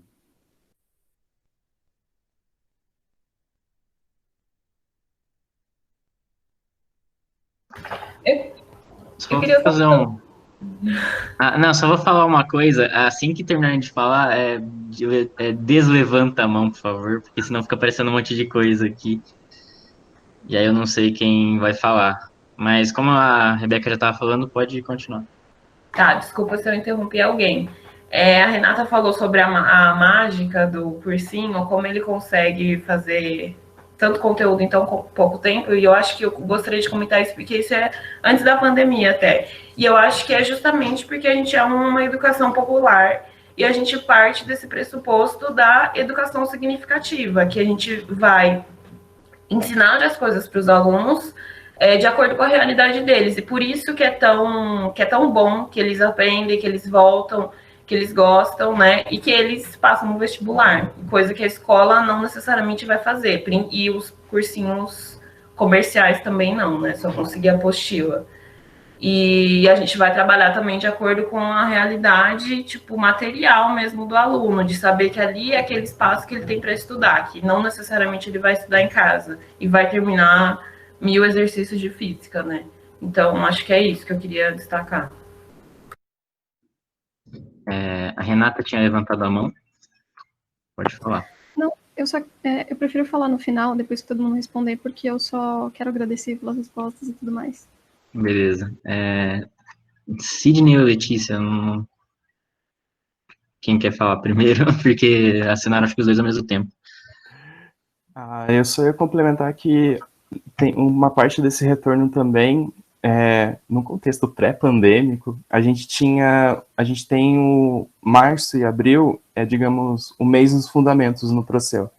Então a gente tem um projeto de fazer meio que uma baliza, e dentro desse mês, a primeira semana, a gente tem a semana de capacitação dos nossos professores, com oficina de fonoaudiologia e tudo mais, voltado ao corpo docente, e a gente tem um momento muito interessante, pelo menos foi a minha única experiência presencial, porque eu já peguei no ensino remoto, foi a experiência tipo de ver depoimentos, alguns ex-alunos que acabaram ingressando na Unicamp, eles mandaram vídeos incentivando a nova turma, então tem esse contato já de imediato mostrando, a gente passou, é possível passar, é possível ocupar esse espaço da universidade pública. Sobre a questão a mágica de como reduzir as disciplinas, o processo é dividido em frentes. Tem a frente da história, matemática, enfim. Cada frente tem as suas disciplinas. Por exemplo, da história. Tinha frente de história, tinha história geral, história do Brasil. Na história, a gente adaptou fazendo uma sequência geral, mesclando história da América com história geral. Outras disciplinas acabaram juntando conteúdos.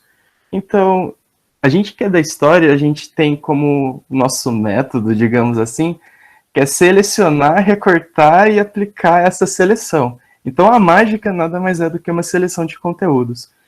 pelo menos na parte da história, a gente fez uma pesquisa prévia dos últimos 3 anos dos exercícios de vestibulares. Então, a gente acabou selecionando quais são os temas mais recorrentes, o que a gente via que era essencial, que a gente meio que traçou, isso com certeza vai cair. A gente até brinca que tem alguns autores que sempre caem. Legoff na história sempre cai, tem um texto dele toda vez, então a gente busca trazer esses temas à tona para os nossos estudantes. Então a mágica se faz selecionando, infelizmente em um ano não dá para passar 7.000 anos de história, então a gente seleciona bastante.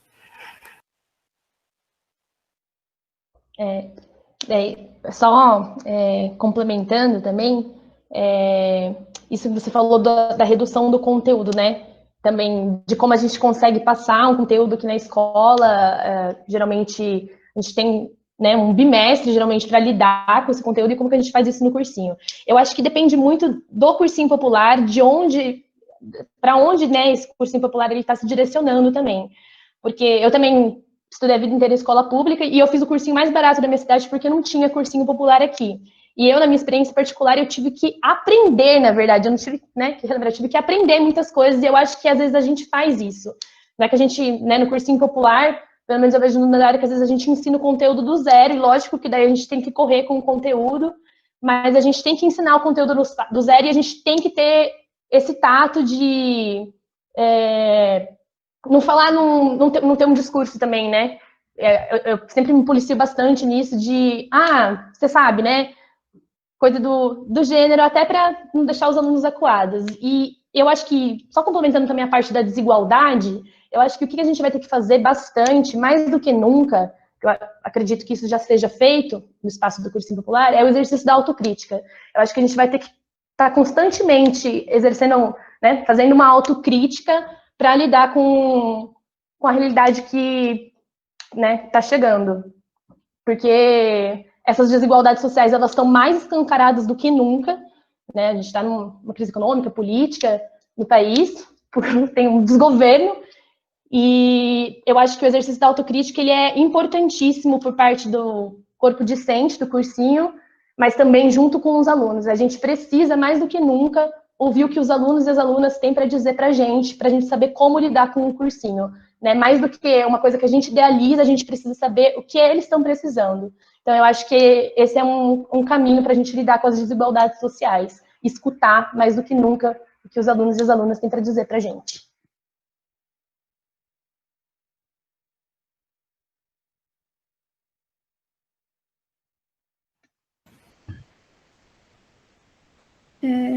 Queria agradecer muito pelas respostas. Isso traz muitas reflexões importantes, né, para quem está na licenciatura, enfim, para quem vai exercer a docência. Eu acho que vocês tocaram num ponto, assim, mais importante, que é o de acolher os alunos mesmo, né, e de, enfim, dos alunos, de uma certa forma, trazerem um conforto para vocês, para os professores e para a organização do cursinho, porque esse tipo de acolhimento não existe na graduação. E muitas vezes parece que não existe na universidade, né? Porque, enfim, a gente está estudando remotamente e a gente diversas vezes tem a impressão de que, ao invés de se tornar mais fácil, mais tranquilo, porque os professores não têm estrutura para oferecer o ensino remoto, porque a universidade também não tem meios de fazer esse ensino de qualidade acontecer.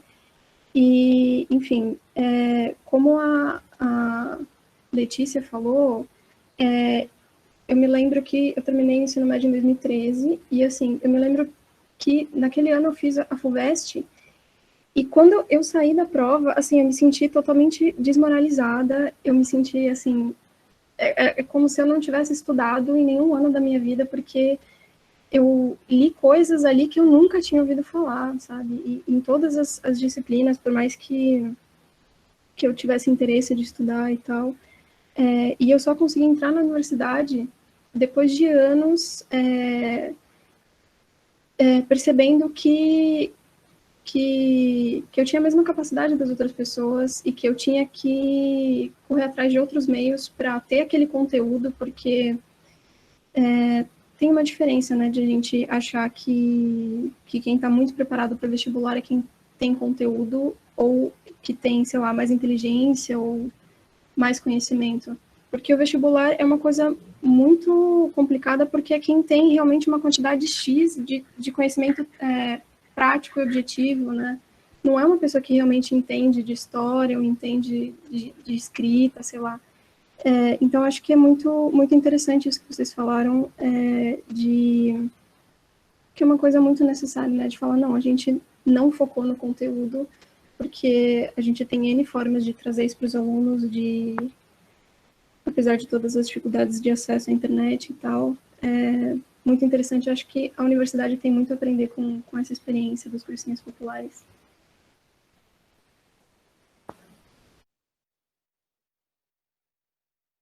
Posso falar uma coisa rapidinho? Não, é só que, daí pensando nisso que você falou, Renata, porque o ambiente universitário, ele não é acolhedor. Quem vem de uma vivência de escola pública vai ter mais dificuldade, porque a universidade não faz um recorte de querer saber que quem veio de escola pública, se é de escola pública federal, né, de colégio técnico, se veio de escola pública estadual de bairro, de que tipo de escola pública veio, porque tem uma diferença gritante nisso. E eu acho que o papel da gente, como educador, né, como educadoras de cursinho popular, é trazer essas questões para dentro da universidade, é tentar trazer esse movimento de que essa desigualdade é gritante, para minimamente, eu acho que, né, na verdade, é um esforço de tentar mudar isso de certa forma, porque é exatamente isso, o ambiente universitário não é acolhedor e, às vezes, só você passa no vestibular, mas quando você entra na universidade é outro desafio ainda maior, né? Então, eu acho que a gente tem esse papel também, como parte da organização de cursinhos populares, de tentar trazer, nem que seja, né, minimamente, de tentar ter essa mudança dentro da universidade, trazer esses debates para dentro da universidade. Inclusive, eu agradeço muito vocês pela mesa por conta disso, para a gente ter esse espaço de debater isso dentro da universidade. A Camila tem uma pergunta, mas antes eu ia fazer um comentário, né? Que eu como professor de filosofia no cursinho, eu vejo muita dificuldade dessa passagem da escola, da pessoa que tá na escola pública e vai para o cursinho. E isso é uma coisa que na minha área é muito marcante, porque tem gente que só vai ter contato com a filosofia e sociologia, por exemplo, no cursinho popular, né? Então, e nesse período de pandemia ficou ainda tudo mais complexo, porque eu tive que pegar o conteúdo que era isso e fazer assim, mas aí, tipo, para falar de um filósofo tal, eu tinha que ter falado de tal filósofo, e aí eu não consigo muito bem criar essa conexão, né? Porque, eu vou falar de Sócrates até vai, mas aí você vai falar de filosofia medieval, né? Sei lá, falar de São Tomás de Aquino, Santo Agostinho, sabe? A pessoa não vai ter todo esse interesse, não vai querer, não é um negócio legal. Eu falo, não é um negócio legal, sabe? Então, Nem na graduação, às vezes é nem interessante. na graduação, exatamente. Sei lá, transmorfismo dos negócios, sei lá, euemorfismo, sabe? Mas ok. Eu passo agora a fala para a Camila, que ia fazer uma pergunta. Bom, primeiramente, bom dia a todos. Gente, é muita coisa assim que passa na minha cabeça, mas eu acho que uma coisa que me marcou muito, que todo mundo falou, foi a evasão dos alunos e, ai meu Deus, não sei se eu falei certo, mas eu queria entender mais ou menos se vocês têm noção de qual é o maior motivo pelo qual os alunos acabam desistindo no caminho.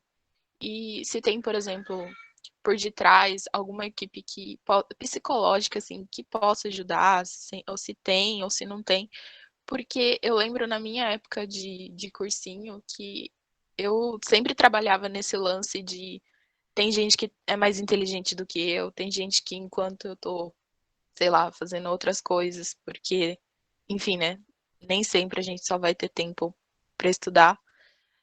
Eu queria entender como vocês trabalham isso, de encorajar o aluno a estar ali continuando e que ele consiga ter esse processo um pouco mais rápido de entender que não é só porque ele está trabalhando ou porque ele está ali numa escola pública que talvez às vezes falte professor e tudo mais, que ele ainda assim vai conseguir chegar ou alcançar o sonho que é estar numa universidade pública ou passar na universidade que ele quer. Acho que é basicamente isso. Tem outras 1000 questões, mas pelo tempo eu acho que essa foi a que acho que mais me impactou, porque eu vivi também esse lance de querer desistir. Menos? Então, Camila, existem. Essa é uma pauta que vira e mexe e volta no Dandara e a gente sempre conversa sobre isso. E a gente tirou algumas conclusões, assim, porque antes, voltando lá, um período bem, bem distante de qualquer início de pandemia, no ano normal, entre aspas, a gente tinha um cursinho, antigamente, né, a gente tinha um cursinho no centro e num bairro São Marcos. E aí, existia uma hipótese de que a galera que evadia do centro era porque, por conta do preço da tarifa do ônibus, que realmente a gente tá careca de saber que é altíssima, né?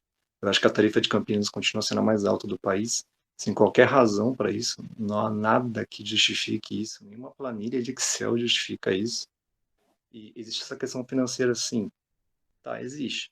Só que, por exemplo, o nosso cursinho no São Marcos, a galera que estuda no São Marcos, ou é todo mundo do bairro, ou é de um bairro adjacente, aí, do lado, sabe? A esmagadora maioria vai a pé para o cursinho. O cursinho funciona, inclusive hoje, atualmente, a gente só está no São Marcos.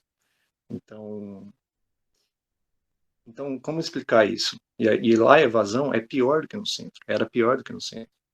Ou seja, não é só uma questão de tarifa cara de ônibus, que pesa sim, mas existem coisas, a gente chegou à conclusão de que existem alguns fatores mais densos em relação a isso, que é a questão psicológica que até você citou. Existe um peso psicológico sim, e isso não pode ser desconsiderado.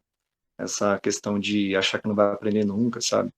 A pessoa teve uma base péssima, totalmente sem infraestrutura nenhuma de aprendizagem, assim, como a Letícia comentou, essa coisa de saber estudar, sabe? Muita gente só aprende a estudar, não é nem o conteúdo, aprender a estudar, quando entra na Unicamp.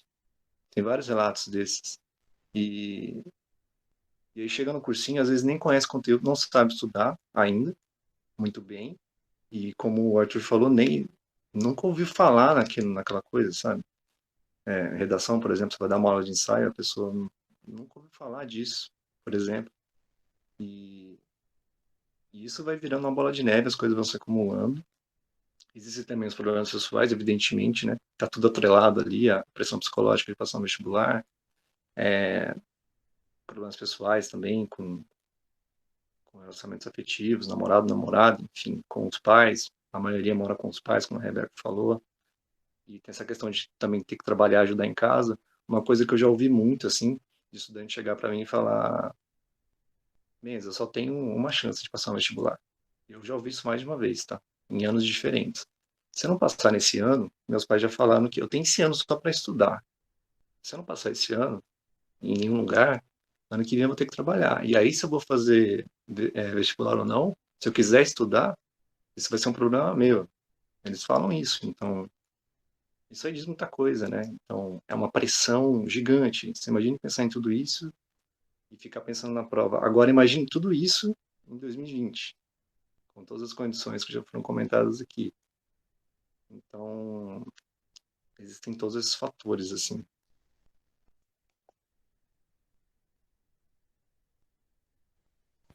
Sidney. Eu me sinto contemplado com a fala do Menza. E uma das alternativas que o professor buscou foi tentar fazer parcerias.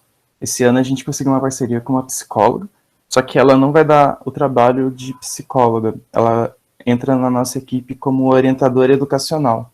Porque mesmo antes da pandemia, o pessoal já tinha comentado nas outras falas que tem uma dificuldade de organizar os estudos. Então, a coordenadoria pedagógica do Proceu, ela busca sanar esse problema, que auxiliar os nossos estudantes a se auto-organizar, porque a gente não aprende a fazer isso. Desculpa o barulho, uma gata entrou aqui. Oi.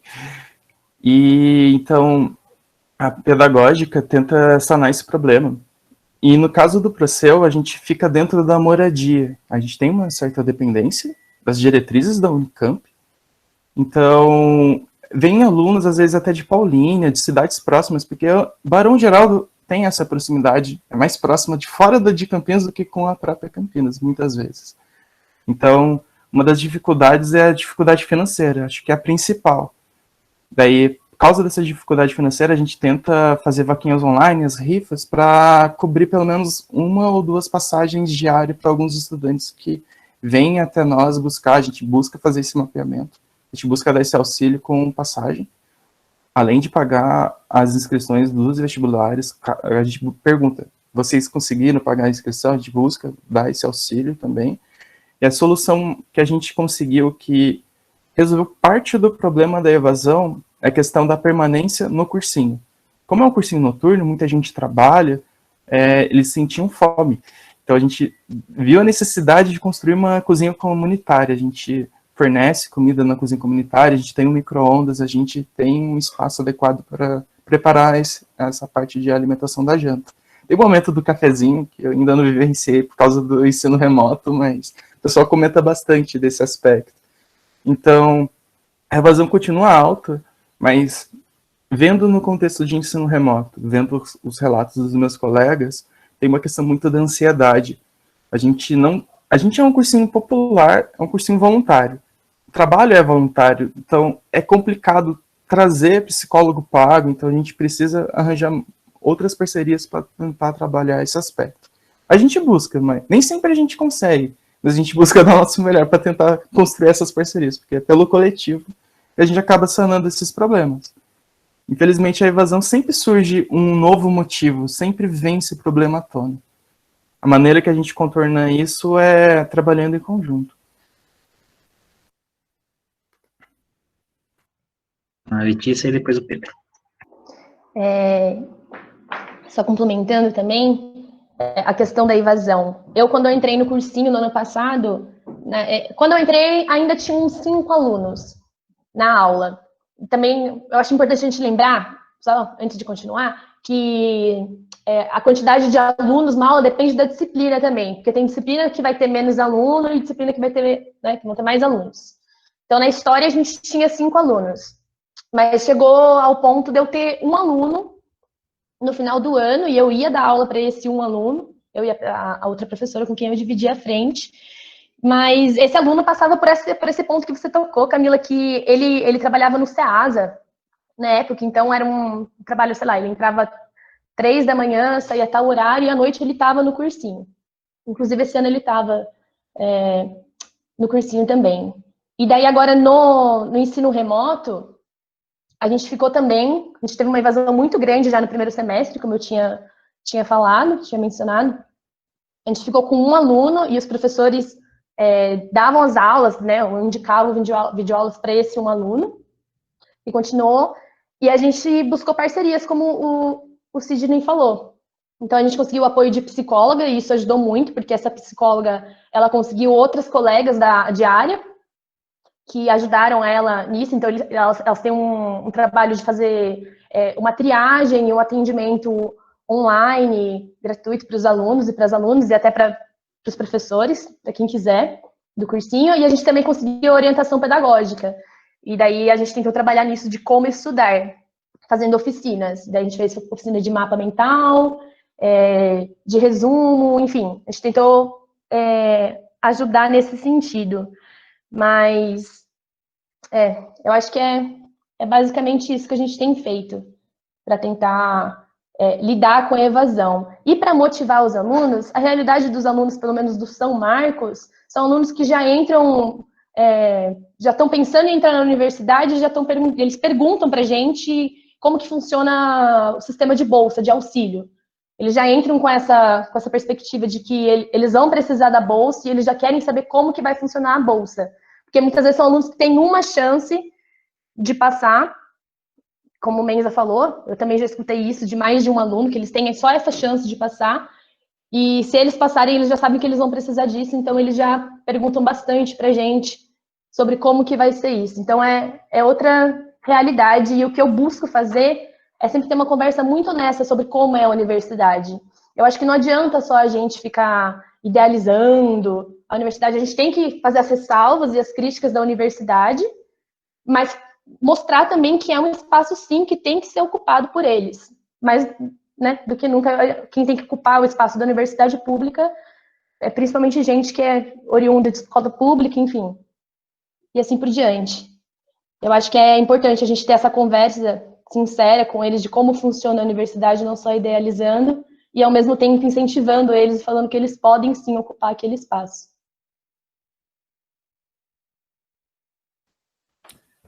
Rapidinho, só para pegar o gancho, os problemas da evasão também do Emancipa normalmente estão vinculados à renda, a questão da alimentação também, que eu acho que é bem importante, e o transporte.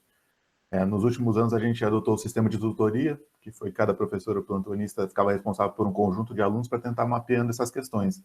Quem estava entrando, quem estava saindo, quais razões, enfim. E aí nós chegamos nessa questão que é de renda, basicamente a justificativa de renda, alimentação e transporte. E aí eu queria pegar um ponto da fala do Sidney que eu acho que é muito importante, porque o Proceu e o Emancipa são instituições que, querendo ou não, estão vinculadas à Unicamp. Seja sede ou seja alguma relação de extensão, por exemplo. Eu acho que é importante também a gente pensar qual é o compromisso que a universidade pública tem com a educação pública, seja ela oficial ou seja ela popular, né? O quanto que a universidade pode colaborar, porque questões de renda e alimentação, para quem está na Unicamp, alimentação e transporte, para quem está na Unicamp, seriam políticas públicas que poderiam tornar acessíveis que pessoas viessem de transporte fornecido pela Unicamp, tem o bandejão dentro da Unicamp, enfim, várias estratégias que poderiam ser pensadas. E coletivamente, como o Fabrício tinha dito, por exemplo, foi uma tentativa de movimento de passe livre para estudantes de coletivos populares, né? E aí, só para finalizar, eu acho que tem essa questão muito importante também de que um cursinho popular trabalha muito com a dimensão do sonho, né?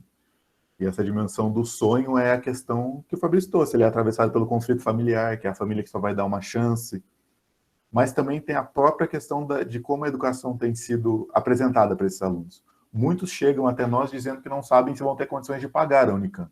Ou seja, não sabem que a Unicamp é uma instituição pública. Enfim. Então, aí você tem o descrédito da educação, que não começou agora, vem de longo período, principalmente no estado de São Paulo, e você mercantiliza a educação. Então, muitas vezes, para esses estudantes, tornar viável o sonho é entrar numa universidade particular com bolsa, por exemplo. E aí você tem todos esses conflitos, que eu acho que o cursinho popular vai tentando dar respostas que muitas vezes são construídas no processo, né? A gente não tem, mas esse eterno conflito de tentar entender a dimensão material do sonho das pessoas, desses estudantes, mas também mostrar para eles que, olha, esse limite que vocês se impõem é um limite que vem de fora, não é um limite de vocês, né? Enfim, acho que era mais ou menos isso. É o mesmo? Não, eu já falei, não levantei a mão, não. Ah, tá, Apareceu aí. é porque a sua mão tá levantada aqui, aí tem que deslevantar toda vez. Desculpa, Arthur, eu nem vi, mano. Não, Porque relaxa. aqui... Posso fazer um pequeno comentário em Pode, à relação às vontade. respostas?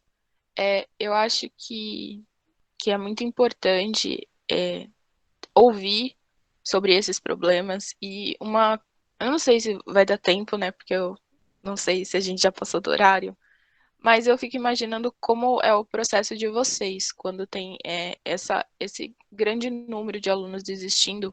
Como vocês trabalham para ainda se manterem e ainda quererem estar ali ensinando?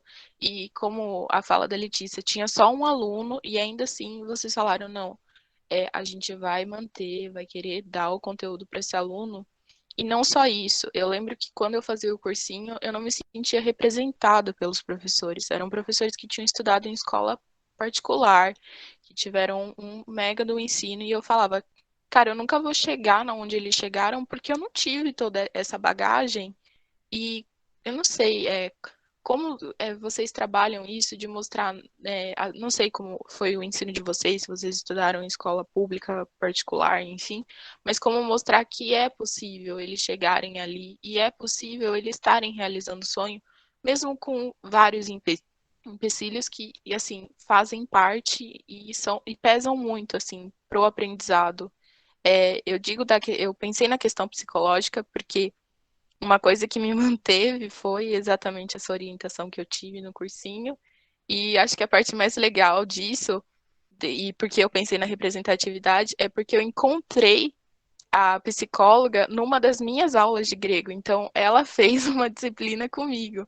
Então, achei muito legal isso, da gente poder encontrar as pessoas que fizeram parte da nossa conquista lá na frente. Então, eu queria que vocês comentassem brevemente, porque eu sei que já passamos um pouco.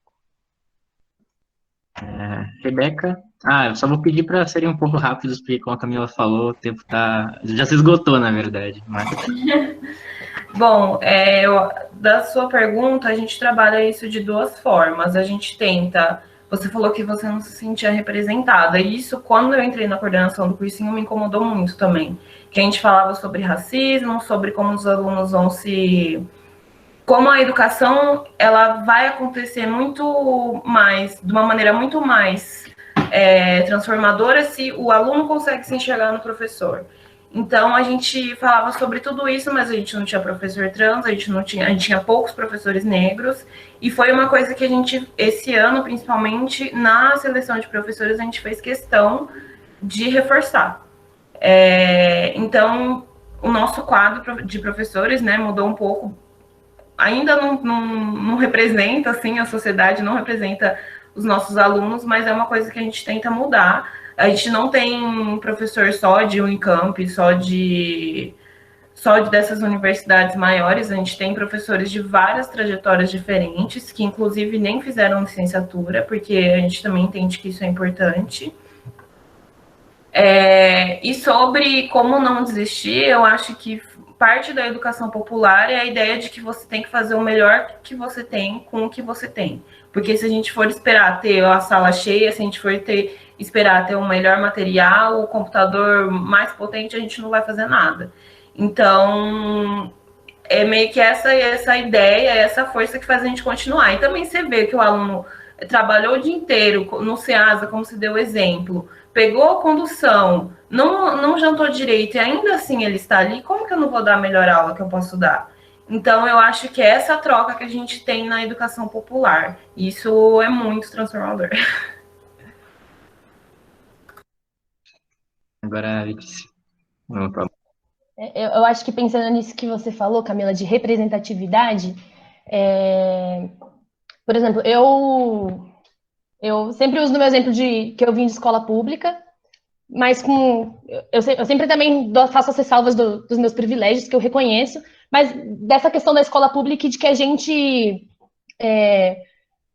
precisa ocupar esses espaços e que tem eu sempre comento do PAAS com eles, que eles têm que usar do PAAS, do sistema, né, que ajuda quem veio de escola pública. Na verdade, né, é um mínimo que a universidade tem que fazer, dar um mínimo de condição, né, dar uma chance, querendo ou não, desses alunos estarem ocupando esses espaços. E daí eu sempre uso um exemplo meu de como eu fui no vestibular. Porque, como você falou, eu sempre achei que eu não fosse passar no vestibular. E nossa, é um sentimento que eu carrego comigo até hoje, de como eu passei no vestibular. Então eu falo para eles que é possível, e eu dou exemplo de notas, às vezes que eu tirei do vestibular, que foram extremamente baixas. Eu falo, vai dar certo, vai dar tudo certo. E eu sempre tento ter essa conversa muito sincera com eles. Eu também trabalhei, quando eu estava prestando vestibular, eu fiz 2 anos de cursinho para passar, porque, como eu disse, eu tive que aprender coisa no cursinho. Então, eu acho que é legal que quem tem essa experiência, assim, tem essa vivência de escola pública e vai dar aula no cursinho popular, trazer essa experiência também. Eu acho muito bacana isso. Eu vejo que quem é bolsista sai e fala, tem professoras que são, e elas falam com os alunos abertamente sobre isso, e eu acho que isso, de certa forma, acaba incentivando eles a ver que tem uma possibilidade aí, sabe, de continuar, de se sentir representado nesse sentido. Então, eu acho que isso é bem importante. Eu acho que trazer experiência, se você teve essa vivência, é uma coisa bacana que dá para fazer. Eu acho que acaba motivando, de certa forma.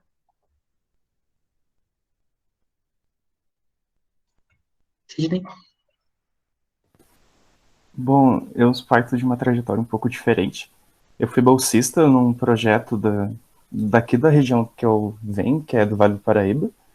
E, teoricamente, é uma escola particular, mas todos os alunos são bolsistas. Então, ali se criou uma cultura de incentivo.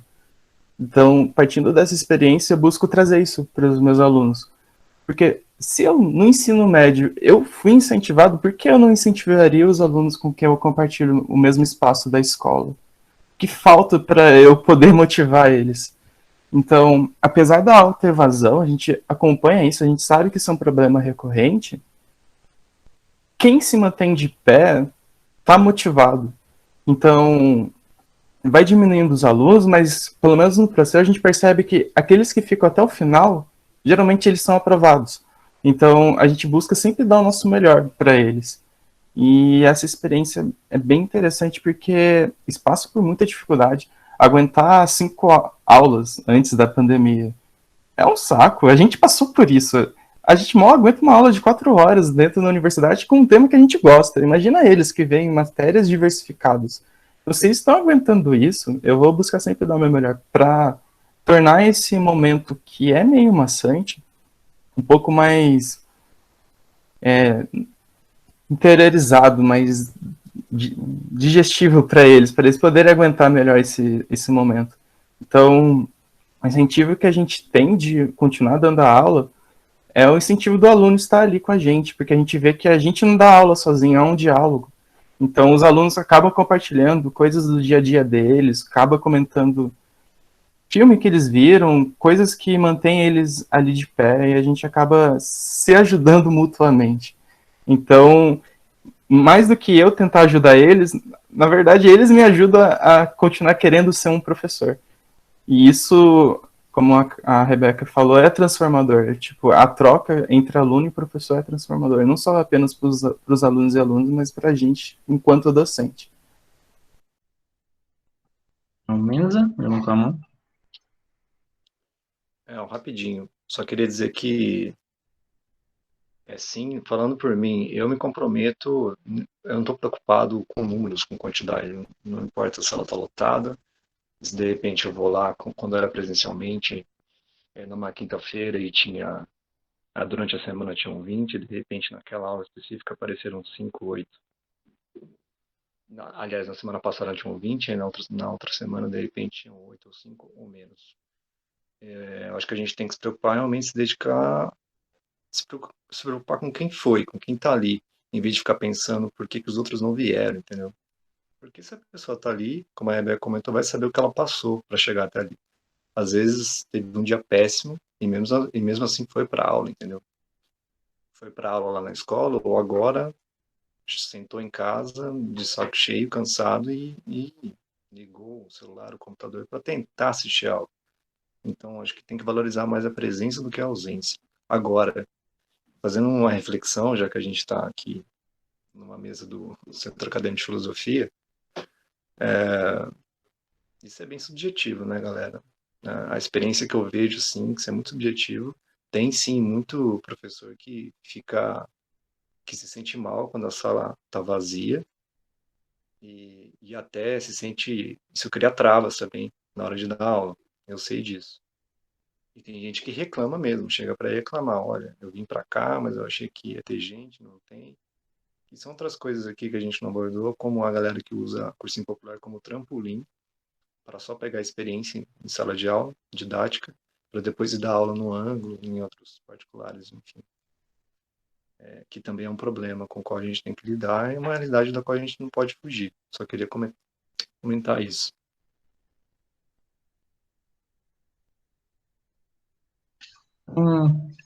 Acredito que é isso. Se alguém mais tiver alguma dúvida, agora é o momento, porque já são quase meio-dia. Acho que todo mundo já deve estar bem cansado. A gente começou às 10, mas ninguém tem mais nenhuma pergunta. Deixa eu ver. Acho que não. Então, eu vou agradecer mais uma vez a presença de todo mundo. Agradeço a presença dos cursinhos, que fizeram ótimas falas hoje, me contemplaram demais, porque, como eu disse, eu sou professor, um novo professor, né? Começando agora nessa caminhada, e eu gostei muito das falas. E então agradeço muito. Agradeço a organização do evento, né? Que me deixa ser mediador dessa mesa aqui também. Muito obrigado. Então é isso, gente. se vocês quiserem se despedir. Tchau, gente. Brigadão pelo convite. Foi muito especial para o cursinho essa troca com vocês. Também queria agradecer. Muito obrigado, Manuel, pelo convite, agradecer o Cafio também, os demais organizadores e organizadoras aí. Muito massa. Essencial aqui que a gente tenha mais encontros como esse aqui. E até com mais cursinhos, né? Falta aí pelo menos uns 8, 10. Mas foi bem massa. Também queria agradecer em nome do cursinho Emancipa e principalmente a oportunidade da gente conseguir conversar, ainda mais nesse tempo que a gente está só se vendo pela câmera, mas mesmo assim é sempre bom. Muito obrigado. Eu gostaria de agradecer também em nome do Procel. Muito obrigado pelo convite. Esse momento de troca se faz essencial. Presencial ou à distância, a troca sempre é importante.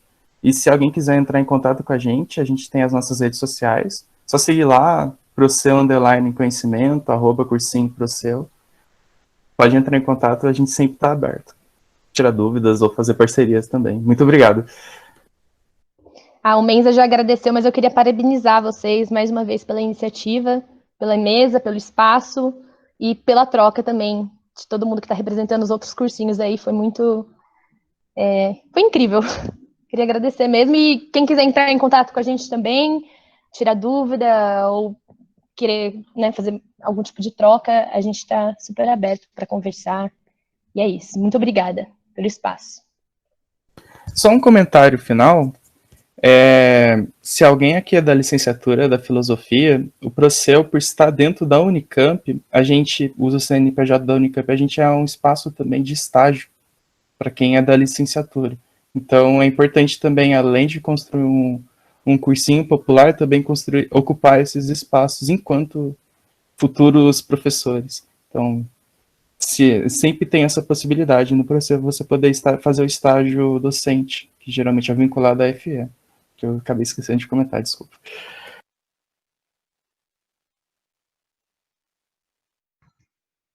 Então é isso, agradeço mais uma vez. E quem está assistindo a gente pelo YouTube, não sei se o Marcelo já terminou a live, que deixa um like, se inscreva no canal, Momento Youtuber. E é isso aí, obrigado a todo mundo.